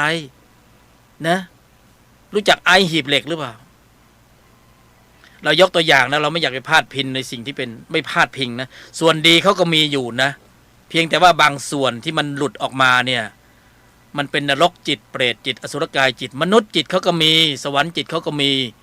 ชั่วโมงในการบรรลุธรรมเขาก็มีเหมือนกันยกตัวอย่างพระอรหันต์พระอะไรพระองคุลิมานเห็นไหมตอนที่ท่านฆ่าคนท่านใช้จิตอะไรฆ่าความหลงนะเรียนกับสำนักธรรมครูบาอาจารย์บอกโอ้โหจะเป็นเซียนจะเป็นอริยะได้จะต้องฆ่าคนในครบพันใช่ไหมแต่ดูซิว่าพอพบพระพุทธเจ้าบรรลุเป็นพระอรหันต์ได้นี่ทำไมจึงมีข้อนี้รู้ไหมไม่เห็นใครผิดไม่เห็นใครถูกเพราะเวลาเราไม่เห็นใครผิดไม่เห็นใครถูกเราจะได้อุเบกขาได้เพราะถ้าเราวิพากษ์วิจารณ์เห็นผิดเพ่งโทษออกไปจิตเราก็ปรุงอกุศลออกไปทันทีใช่ไหมพอเราไม่พูดไม่โกรธไม่เห็นใครผิดเราก็สำรวมอินทรีย์โดยอตรอัตโนมัติพอเราไม่พูดไม่โกรธไม่เห็นใครผิดกรองอยู่ในใจโดยแยบคายเนี่ยเราก็สำรวมอินทรีย์โดยอัตโนมัติ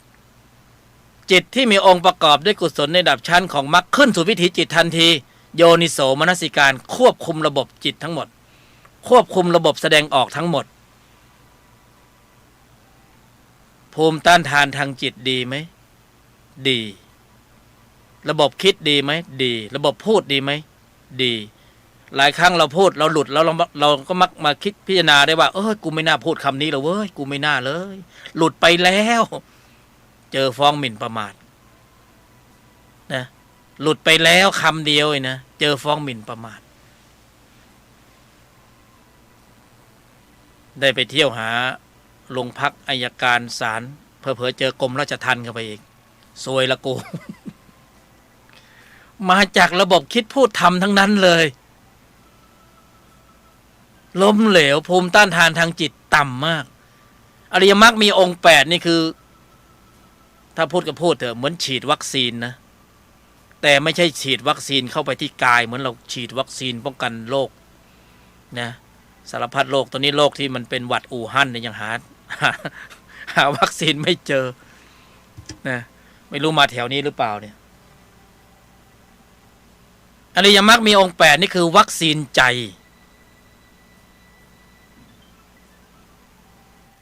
วัคซีนใจนะ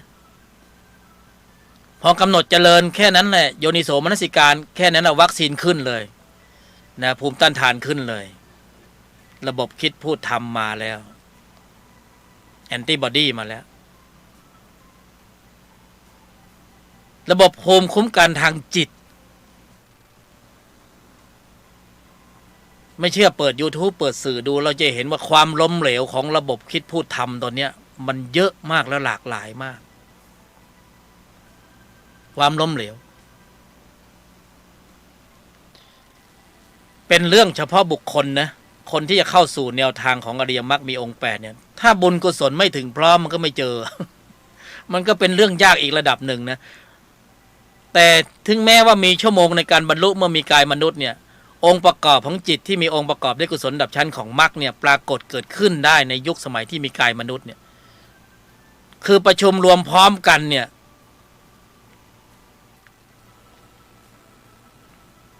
มันต้องค่อยๆสะสมเราพูดไปมันก็ชักจะเหนื่อยไปเรื่อยๆแต่พูดเรื่องโลกไหลไปตามกระแสสัมผัสมันก็ไปได้นะคุยกันไปแบบโลกในชั้นนี้เนี่ยในชั้นของผู้ที่มาฟังในระดับนี้เนี่ยต้องเป็นอีกระดับชั้นหนึ่งที่ในภายในนะถ้าฟังรู้เรื่องนะแต่ฟังไม่รู้เรื่องก็ แสดงว่าข้อมูลจิตในฝ่ายของวัตตะมีปริมาณความเข้มข้นหนาแน่นสูงจนเบียดไม่ให้สติสมาธิปัญญาในภายในนั้นผุดโผล่ได้เลยฟังแล้วก็เข้าหูซ้ายออกหูขวานะเพราะธรรมที่บรรยายเนี่ยมันเป็นเรื่องของธรรมสภาวะทำได้แค่นิดหน่อยแล้วมาแบ่งปันนะไม่ใช่ทำบัญญัติเพราะนั้นถ้าใครมาถามผู้บรรยายเรื่องบัญญัติไม่รู้เรื่อง แต่ถ้าได้สภาวะแล้วยกสภาวะเข้าไปในบัญญัติจะอ่านบัญญัติรู้เรื่องจะตีบัญญัติแตกบัญญัติเขียนผิดก็รู้เลยว่าอ๋อยังไม่สมบูรณ์ถึงพร้อมเพราะมันจะไม่เพ่งโทษไงแต่คนที่มีจิตในกุศลระดับนี้เขาจะไม่มีลักษณะเพราะปฏิบัติอยู่แล้วคือไม่พูดไม่โกรธไม่เห็นผิดนะเพราะฉะนั้นถ้าใช้คำว่าผิดถูกมันก็อ๋อมีอาการเห็นผิดเพ่งโทษปรากฏเกิดขึ้นแล้ว มีอาการเห็นผิดเพ่งโทษปรากฏเกิดขึ้นแล้วพอเห็นผิดเพ่งโทษมันก็กรอบเข้าไปในสมมุติบัญญัติอีกเอาไหนบอกว่าถือโลกุตระไม่มีสมมติไงผิดถูกสูงต่ำดำขาวก็เป็นสมมติบัญญัติถ้ายึดมั่นถือมั่นในกฎระเบียบรูปแบบก็ยังอยู่ตรงนั้นแหละ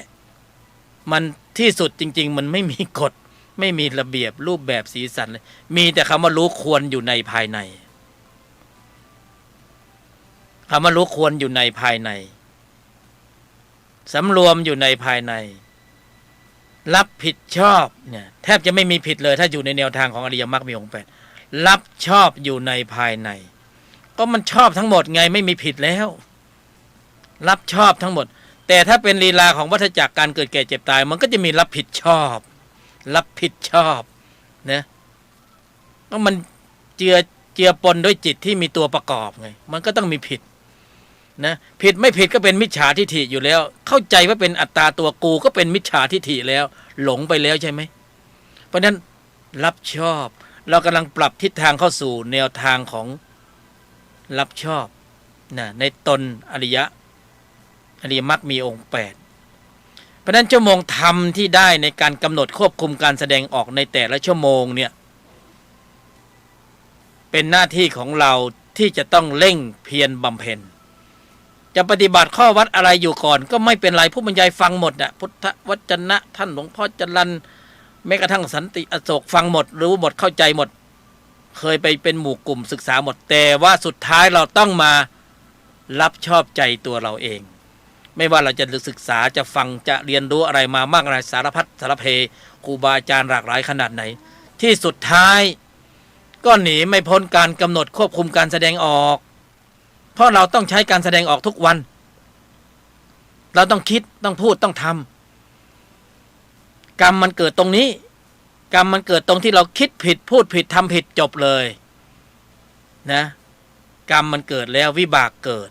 เราเข้าใจว่ามันเกิดจากแรงขับด้วยตัณหาอุปทานในภายในแล้วเราจะดับมันยังไงเราก็รู้อยู่แล้วว่าอกุศลเหล่านี้มันมีของที่ต้องแก้กันอยู่ อะไรที่แก้จิตเหล่านี้ล่ะก็จิตที่มีตนประกอบด้วยศรัทธาความเพียรสติสมาธิปัญญาเราก็ต้องมุ่งเน้นสร้างศรัทธาความเพียรสติสมาธิปัญญาหรือพระห้าให้แข็งแกร่งแข็งแรงแหลมคมเท่าทันรอบรู้แยกแยะเช็ดล้างล้วงตับมันนะล้วงตับมันล้วงลึกถอดถอนอิสระลอยตัวมันลอยไงลอยตัวคนเข้าถึงตรงนี้แล้วตัวเบานะลอยตัวสู่ตนพ้นอบายสบายใจเก็บชั่วโมงทำเนี่ยสบายใจวันนี้2 ชั่วโมงทำพอถึงคำว่าสบายใจลอยตัวนี้นะเชื่อไหมผู้บรรยายขนาดนี้นะธรรมปีติเกิดเนี่ยสัมผัสได้เลยขนลุกสู้โอ้โหขนพองแต่ไม่สยองกล้าวนะรู้สึกสบายใจโล่งวันนี้มีกายมนุษย์นะกูเก็บได้2 ชั่วโมงทำเว้ยวันนี้มีกายมนุษย์นะเศร้าเลยกูไม่น่าเลยกูไปด่ามันไว้กูไปทำมันไว้กูไปโกงมันไว้โอ้โหบ้านมันแตกสลายขาดชิบหายเลยประทานโทษนะคำนี้นะมันเห็นภาพนะกูเศร้าเลยกูไปทำเขาไว้นะจิตมันเล็กคอร์ดข้อมูลอกุศลตกภูมิแล้วจิตตกแล้วดึงโอ้ยมาฟังรายการธุรธรรมนำพ้นก็ยังชั่วหน่อยนะจากจิตตกจิตฟูขึ้นโอ้ยังมีความหวังไว้ผู้บรรยายเปรียบเทียบขนาดพระอรหันต์องคุลิมานฆ่าคนมาตั้ง999ยังบรรลุอรหันต์ได้กูเพิ่งไปทำเลวทำชั่วมากูขอแก้ตัวใหม่จัดให้ธรรมะเมตตากรุณาสาธุโธธรรมะไม่เห็นผิดไม่เห็นว่าท่านผิดเพราะผิดถูกไม่มีแต่ว่ายังไม่สมบูรณ์ถึงพร้อมแต่ถ้ามันสมบูรณ์ในชั้นของเปรตมันก็ได้ไปเป็นเปรตนะถ้ามันสมบูรณ์ในชั้นของนรกก็ได้ไปอยู่นรกนะสมบูรณ์ถึงชั้นของสัตว์เดรัจฉานก็เป็นสัตว์เดรัจฉานนะ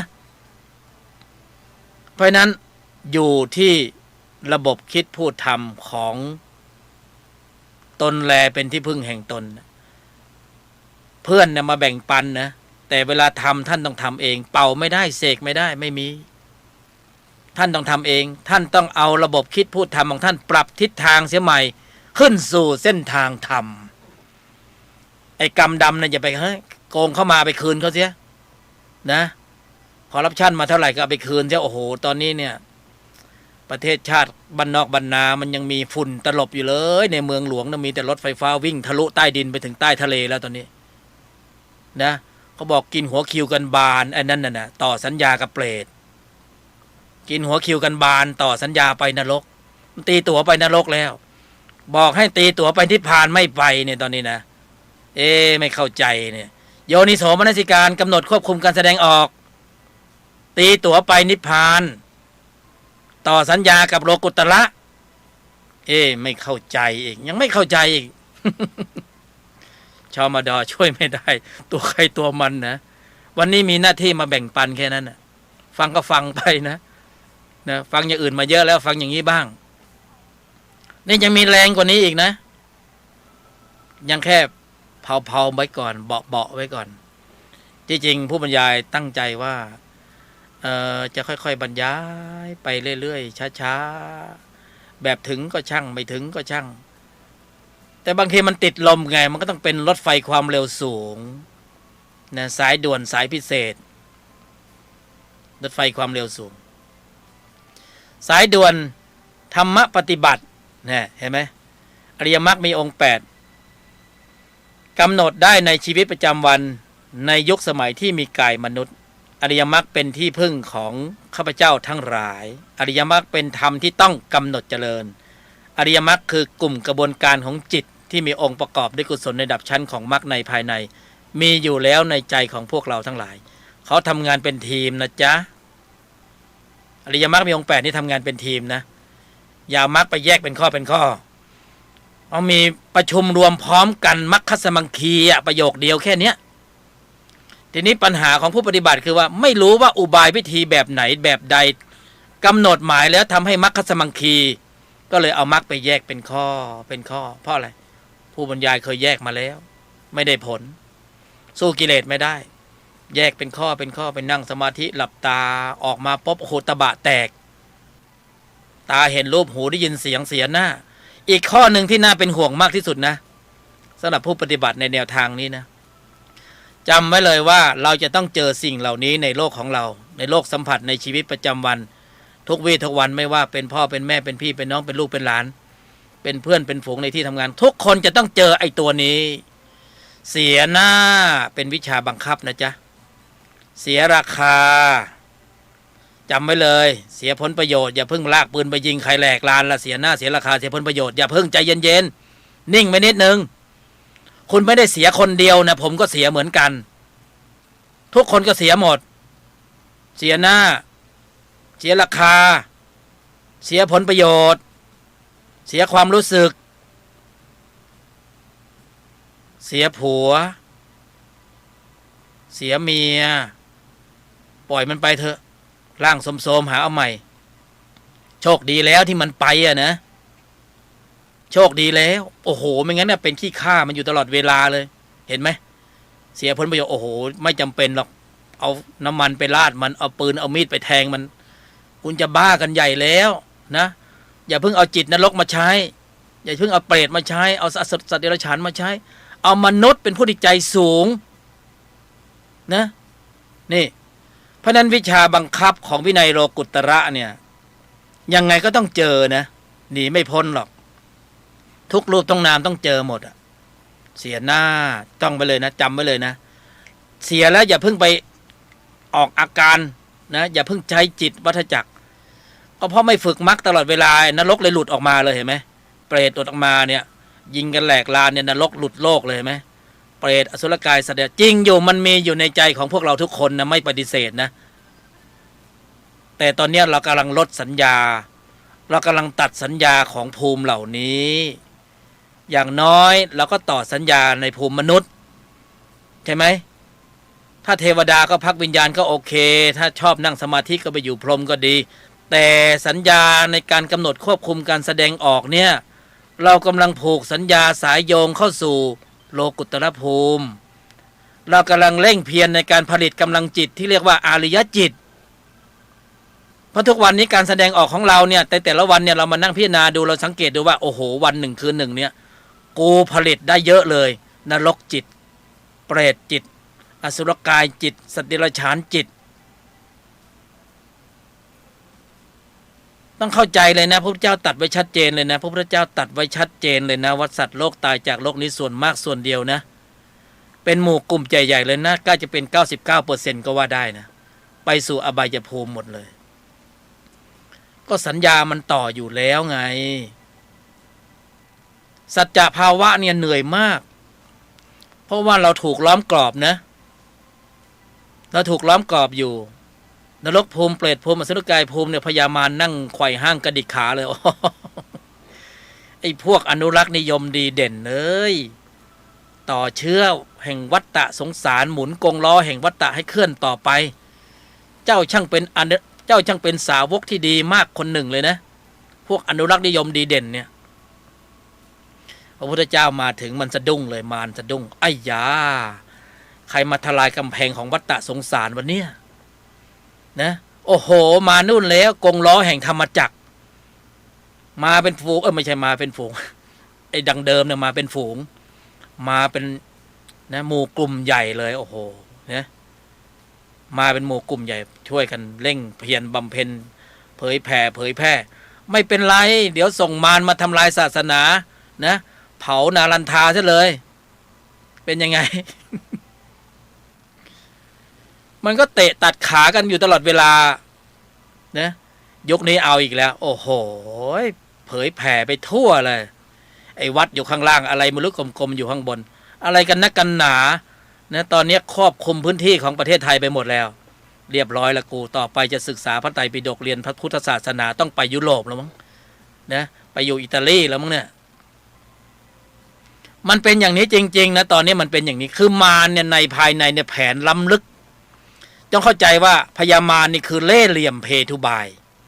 เพราะนั้นใครมีเล่ห์มีเหลี่ยมอยู่ในใจตอนนี้นะฟังธรรมะอยู่นะคุณมีเล่ห์เหลี่ยมอยู่ในใจคุณรู้ไปเลยว่าคุณกำลังเป็นสาวกมารคุณกำลังได้การติดอาวุธทางนะติดอาวุธเร็วๆของมารเข้าไปสาวกมารเนี่ยมารติดอาวุธให้คุณเรียบร้อยอยู่ในใจของคุณนี่ถ้ากำลังนึกคิดอยู่เนี่ยตอนเนี้ยคุณเป็นสาวกมารเนี่ยฟังอยู่เนี่ยนี่ธรรมะนี่ก็ต้องมาโอ้โหต่อสู้กันไปต่อสู้กันไปนะดึงกลับในภายในดึงกลับสมรภูมิเนี่ยมันเกิดอยู่ในใจของเราเนี่ยมีสองฝ่ายมีชั้นตัวกับชั้นตนอีกหนึ่งก็ทำสายเกิดอีกหนึ่งก็ทำสายดับเห็นไหมมันเกิดในใจของเรารู้สึกตัวไหมวันเนี้ยมันเถียงกันอยู่เนี่ยโอ้สำนึกดีเดี๋ยวสักพักหนึ่งล่วงแล้ว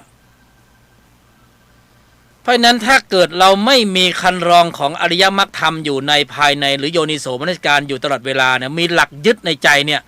หลุดเนี่ยหลุดตกชั้นไปอยู่ชั้นเดิมไงตกไปอยู่ชั้นเดิมนะมารครองใจอยู่ตลอดเวลาเพราะนั้นกำลังของจิตเนี่ยขณะนี้ที่กำลังสร้างชั่วโมงธรรมเนี่ยภูมิต้านทานที่จะดีจะมีมากขึ้นมีกำลังมากขึ้นอริยมรรคมีองค์8ถ้าเรากำหนดหมายควบคุมการแสดงออกได้ครั้งหนึ่งอานุภาพรุนแรงมากทำครั้งเดียวได้แล้วได้เลยไม่มีศูนย์เป็นนิจจังเนี่ยระหว่างที่กำลังสังคตธรรมอยู่ก็ปรุงให้อยู่ในแนวทางนี้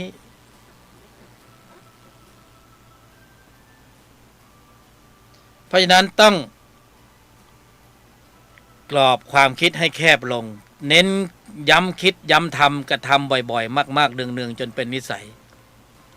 กำลังจิตนี้มีอยู่แล้วในภายในไม่มีใครมาแย่งเราไปได้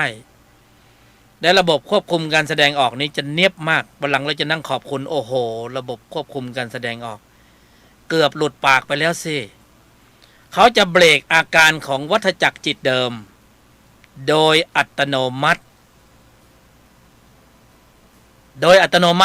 ไม่ต้องไปจำบัญญัติอะไรให้วุ่นวายสารพัดเลยนะตอนนี้นะถ้าอยากเรียนรู้บัญญัติให้ไปเอาสภาวะให้ได้ก่อนแล้วค่อยไปอ่านบัญญัติแล้วค่อยตีบัญญัติแตกจะอ่านจะศึกษาพระอภิธรรมหรืออะไรก็ได้ทั้งนั้นแต่ในชั้นนี้เนี่ยกำหนดควบคุมการแสดงออกขับเคลื่อนกำลังจิตองค์ประกอบนี้ให้ได้ก่อนในภายในอย่างที่ตั้งโจทย์ไว้ให้เนี่ยไม่พูดไม่โกรธไม่เห็นผิดเนี่ยกรองไว้ในใจโดยแยบคายตื่นเช้ามากำหนดหมายเลยไม่พูด1ไม่โกรธอาบน้ำไปด้วยแปรงฟันก็กรองอยู่ในใจกรองทำนะธรรมวิจัยธรรมวิจยะกรองถึงระบบควบคุมการแสดงออกเสร็จสับปล่อยให้ไปในชีวิตประจำวันเลยปล่อยเข้าไปในชีวิตประจำวันฉีดวัคซีนเข้าไปแล้วนี่นะมีเครื่องป้องกันแล้วพอกำหนดหมายได้อยู่ในใจในภายในใช่ไหมไอ้ภายนอกมันมาแล้วตาเห็นรูปหูได้ยินเสียงจมูกได้กลิ่นเอาแล้วถ้าเป็นนิสัยเดิมใช่ไหมหลุดวิพากษ์วิจารณ์เห็นผิดเพ่งโทษวิพากษ์วิพากษ์วิจัยวิจารณ์วิกลวิการวิกิตวิกหาวิวาทะวิไลวินาศสันตโลเอวังนะแต่พอโยนิโสมนสิการไว้ในใจโดยแยบคายอยู่ตลอดเพียงแค่นึกเขาไม่ได้ให้ไปนั่งหลับตานิ่งไปเลยนึกคิดตึกตรองอยู่ในใจประคองอยู่ในใจเหมือนกับเรานึกว่าเราจะขับรถไปไหนเนาะเราแค่นึกอยู่ในใจนะเราก็ตั้งบรรทัดฐานไว้ในใจว่าเราจะไม่พูดนะ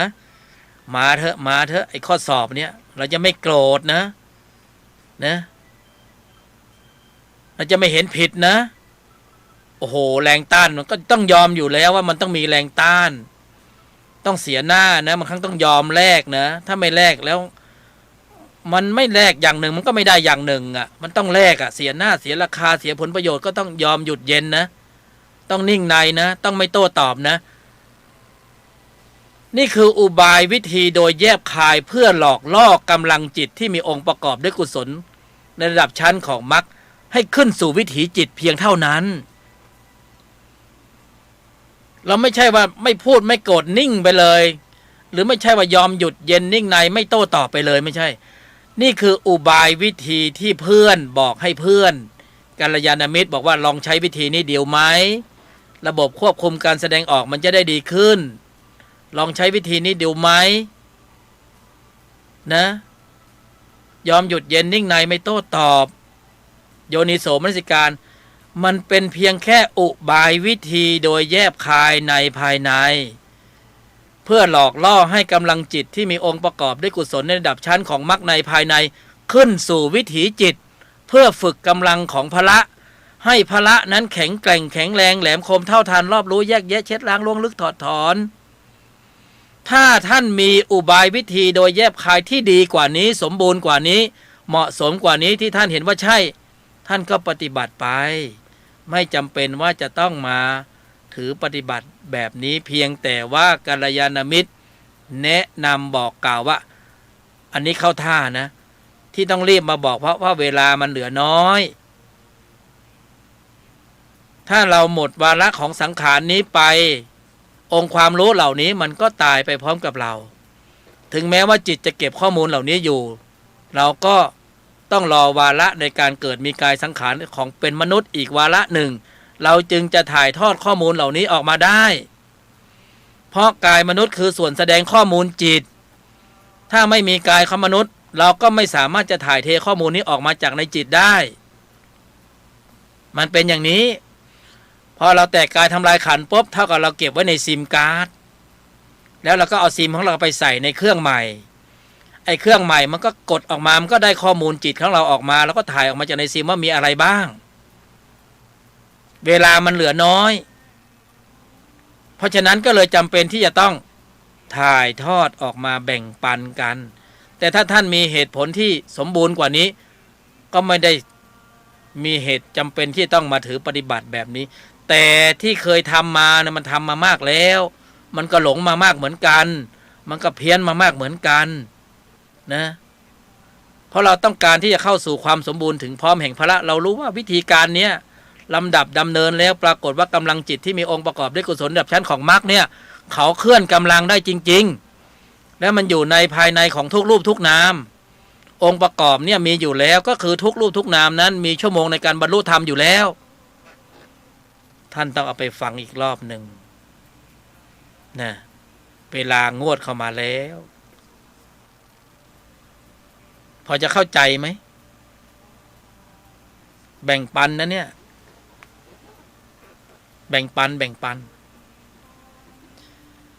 คือผู้บรรยายก็เห็นว่ามันมีประโยชน์นะแล้วก็ในชั้นนี้เนี่ยเราเห็นระบบควบคุมการแสดงออกเราเห็นเพื่อนมนุษย์เราที่ต้องตอนนี้ล้นคุกแล้วนะเข้าไปด้วยผลงานของจิตที่มีตัวประกอบด้วยโทสะโลภะโมหะก็คือเข้าไปด้วยจิตที่เป็นสาวกของมารโดยระบบควบคุมการแสดงออกนั้นล้มเหลวก็ทำให้ระบบการแสดงออกนั้นมีผลกระทบต่อกฎระเบียบรูปแบบสีสันจารีตประเพณีกฎบัตรกฎหมายพอมันผิดกฎบัตรกฎหมายปุ๊บรูปนั้นนามนั้นก็มีเหตุที่ต้องไปโรงพักไปอัยการไปศาลไปกรมราชทัณฑ์ไปสถานที่กักกันเรื่องมันเศร้าจริงๆมีเศร้ากว่านั้นอีกนะก็คือความล้มเหลวในเรื่องของการแสดงออกที่มีการปะทะต่อสิ่งแวดล้อมคือบุคคลผู้คนในครอบครัวในสิ่งแวดล้อมในสังคมและนั่นหมายถึงว่าภพภูมิในการเวียนตายเวียนเกิดชั่วโมงในการต่อยอดของวัฏฏะสงสารนั้นมันจะยาวนานต่อไปอีกถ้าเราปรารภเห็นความเพียรว่ามันเป็นสิ่งที่จะต้องดำเนินแก้ไขและโชคดีที่เรายังเกิดในยุคที่พระพุทธเจ้าตรัสรู้ในช่วงนี้ยังมีกำลังของพุทธศาสนาปรากฏอยู่อริยมรรคมีองค์8พระพุทธเจ้าทรงตรัสรู้แล้วเป็นธรรมที่ต้องกำหนดเจริญอริยสัจ4พระพุทธเจ้าก็ตรัสชัดแล้วว่าทุกข์เป็นธรรมต้องกำหนดรู้ทำความเข้าใจยอมรับความเป็นจริงสมุทัยเหตุแห่งทุกข์ให้ละเสียเหตุแห่งทุกข์ให้ละเสียเรากำลังลดระดับเพดานบินของการเคลื่อนไปในวัฏฏะสงสารเพื่อปรับภาวะของการนำตนเข้าสู่แนวทางของอริยบุคคลเพราะนั้นเพดานบินที่เราเคยเป็นนักบินคือบินไปในภูมิต่าง ภูมิเปรตบ้างนรกบ้างเปรตบ้างอรกบ้างอสุรกายบ้างสัตว์ดิเรกชันบ้างสเปะสปะไปเรื่อยเลยตอนนี้เราลดเพดานบินเราปรับทิศทางและตั้งเรดาร์ตั้งโยนิโสมนสิการปรับเข้าสู่แนวทางของโลกุตตรภูมิการกำหนดหมายย่อส่วนลงมาเล็กที่สุดสั้นที่สุดกำหนดควบคุมการแสดงออกในชีวิตประจำวันใช้3ข้อสูตรโยนิโสมนสิการยอมหยุดเย็นนิ่งในไม่โต้ตอบกำหนดหมายด้วยการไม่พูดไม่โกรธไม่เห็นผิด3ข้อแค่นี้เองในวาระแต่ละวันแต่ละชั่วโมงกำหนดหมายเอาเองบริหารเอาเองการเลินเอาเองนั่นแหละแค่นี้เองนะนั่นหมายถึงว่าสภาวธรรมที่ท่านจะบำเพ็ญได้แล้วสัมผัสได้เนี่ยท่านต้องเอาไปปรุงเองกินเองสัมผัสเองว่ารสชาติมันจะอร่อยมากน้อยเพียงใดมัคคสมังคีนั้นเปรียบเสมือนต้มยำที่ใน1 ช้อนต้มยำเนี่ยต้มยำกุ้งนะมีทุกรสชาติอยู่ในต้มยำอยู่ในช้อนนั้นถ้าหากว่ามัคคสมังคีไม่ครบองค์ประชุมก็กลายเป็นต้มจืดมัคคสมังคีนั้นเป็นการทำงานของจิตที่มีองค์ประกอบด้วยกุศลดับชั้นของมรรคโดยลักษณะที่เป็นองค์คณะใหญ่องค์คณะใหญ่นะมีองค์ธรรมมีองค์กุศลจิตมีองค์ประกอบอยู่ในนี้หมดพอเราส่งสัญญาณโยนิโสมนสิการเป่าเพียงครั้งเดียวองค์ประชุมจะเกิดการประชุมรวมพร้อมกันแล้วทำหน้าที่ได้ทันทีทันใดทั้งหมดทั้งมวลนี้เกิดขึ้นในใจของพวกเราเท่านั้นเกิดขึ้นในใจของมนุษย์เท่านั้นไม่เกิดที่อื่นเพราะนั้นสรุปก็คือการเกิดเป็นมนุษย์เนี่ยเกิดมาถ้าพูดถึงหวังสูงนะหวังพ้นเนี่ยเกิดมาเพื่อที่จะมาบรรลุธรรมในขณะเดียวกันฝั่งตรงข้ามการเกิดเป็นมนุษย์ก็เกิดมาเพื่อที่จะเชื่อมโยงต่อสัญญาของวัฏจักรได้เช่นเดียวกันอย่างที่บรรยายไปแล้วนะนั่นคือสิ่งที่เราจะต้องตระหนักแล้วก็เอาไปฟังอีกครั้งหนึ่งนะชั่วโมงธรรมวันนี้ก็ได้2 ชั่วโมงธรรมถือเป็นความสุดยอดแล้วนะทำจิตใจให้ขาวรอบไม่ทำบาปทั้งปวงยังกุศลให้ถึงพร้อมอยู่ตรงนี้จิตที่ประกอบด้วยกุศลเป็นอันมากกำลังลำดับดำเนินเจริญเกิดขึ้นในใจของพวกเราทั้งหลายนะฟังแล้วตลอดต่อเนื่องเข้าใจเข้าถึงนะรู้ซึ้งแล้วก็กำหนดเจริญบริหารใจของตนเองตนแลเป็นที่พึ่งแห่งตนตนนั่นแหละอยู่ในตัวอยู่กับตัวอยู่กับตนเพราะนั้นสัมผัสผลสู่ตนพ้นอบายกำหนดควบคุมการแสดงออกในชีวิตประจำวันอันนี้เป็นธรรมะที่นุ่มและง่ายและเข้าถึงได้ลึกไม่ต้องมีอะไรที่มันซับซ้อนมากไปกว่านี้เพราะมนุษย์ในยุคนี้เป็นยุคที่พละมีกำลังถึงพร้อมมีชั่วโมงในการที่จะเข้าสู่การบรรลุธรรมได้ง่ายมากถ้าชั่วโมงธรรมถึงพร้อมอริยมรรคมีองค์8กำลังจิตที่มีองค์ประกอบด้วยกุศลนั้นเขาจะทำหน้าที่ยกเราเนี่ยขึ้นสู่โลกุตตรภูมิเองแต่มันอยู่ที่ว่าชั่วโมงธรรมของเรานั้นมีมากน้อยเพียงใดตรงกันข้ามถ้าเราไม่มีชั่วโมงธรรมเรามีชั่วโมงกรรมชั่วโมงโลภโกรธหลงมากขึ้นมันก็ผลักเราสู่ที่ต่ำมันยกไม่ขึ้นนะเพราะมันหนัก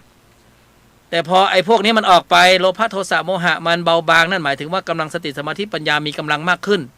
โลภะโทสะโมหะไม่มีกำลังต่อยอดแล้วจิตนั้นถูกยกขึ้นสู่โลกุตรภูมิโดยอัตโนมัติเราจะรู้เลยว่าเราถึงตรงไหนเราเข้าถึงตรงไหนเราอยู่ในสถานะภาวะอย่างไร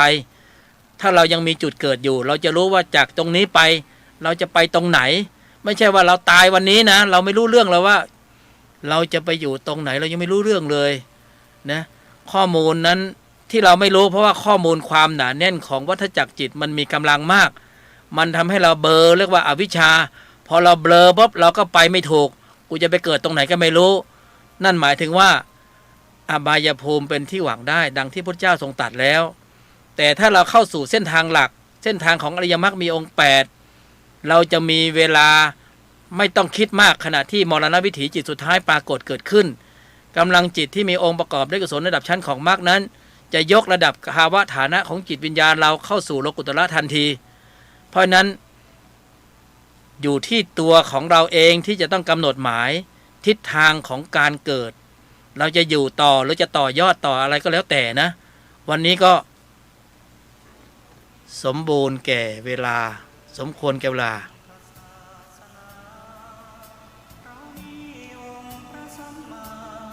เป็นศาสดาแห่งการหลุดพ้นเวียนว่ายตายเกิดภพภูมิกำเนิดเกิดกายวกวนเป็นเดรัจฉานเปรตคนตามจิตกุศลบาปบุญที่ทำไม่กลับมาเกิดเป็นธรรมประเสริฐพระพุทธเจ้าทรงตรัสสรู้สอนเรา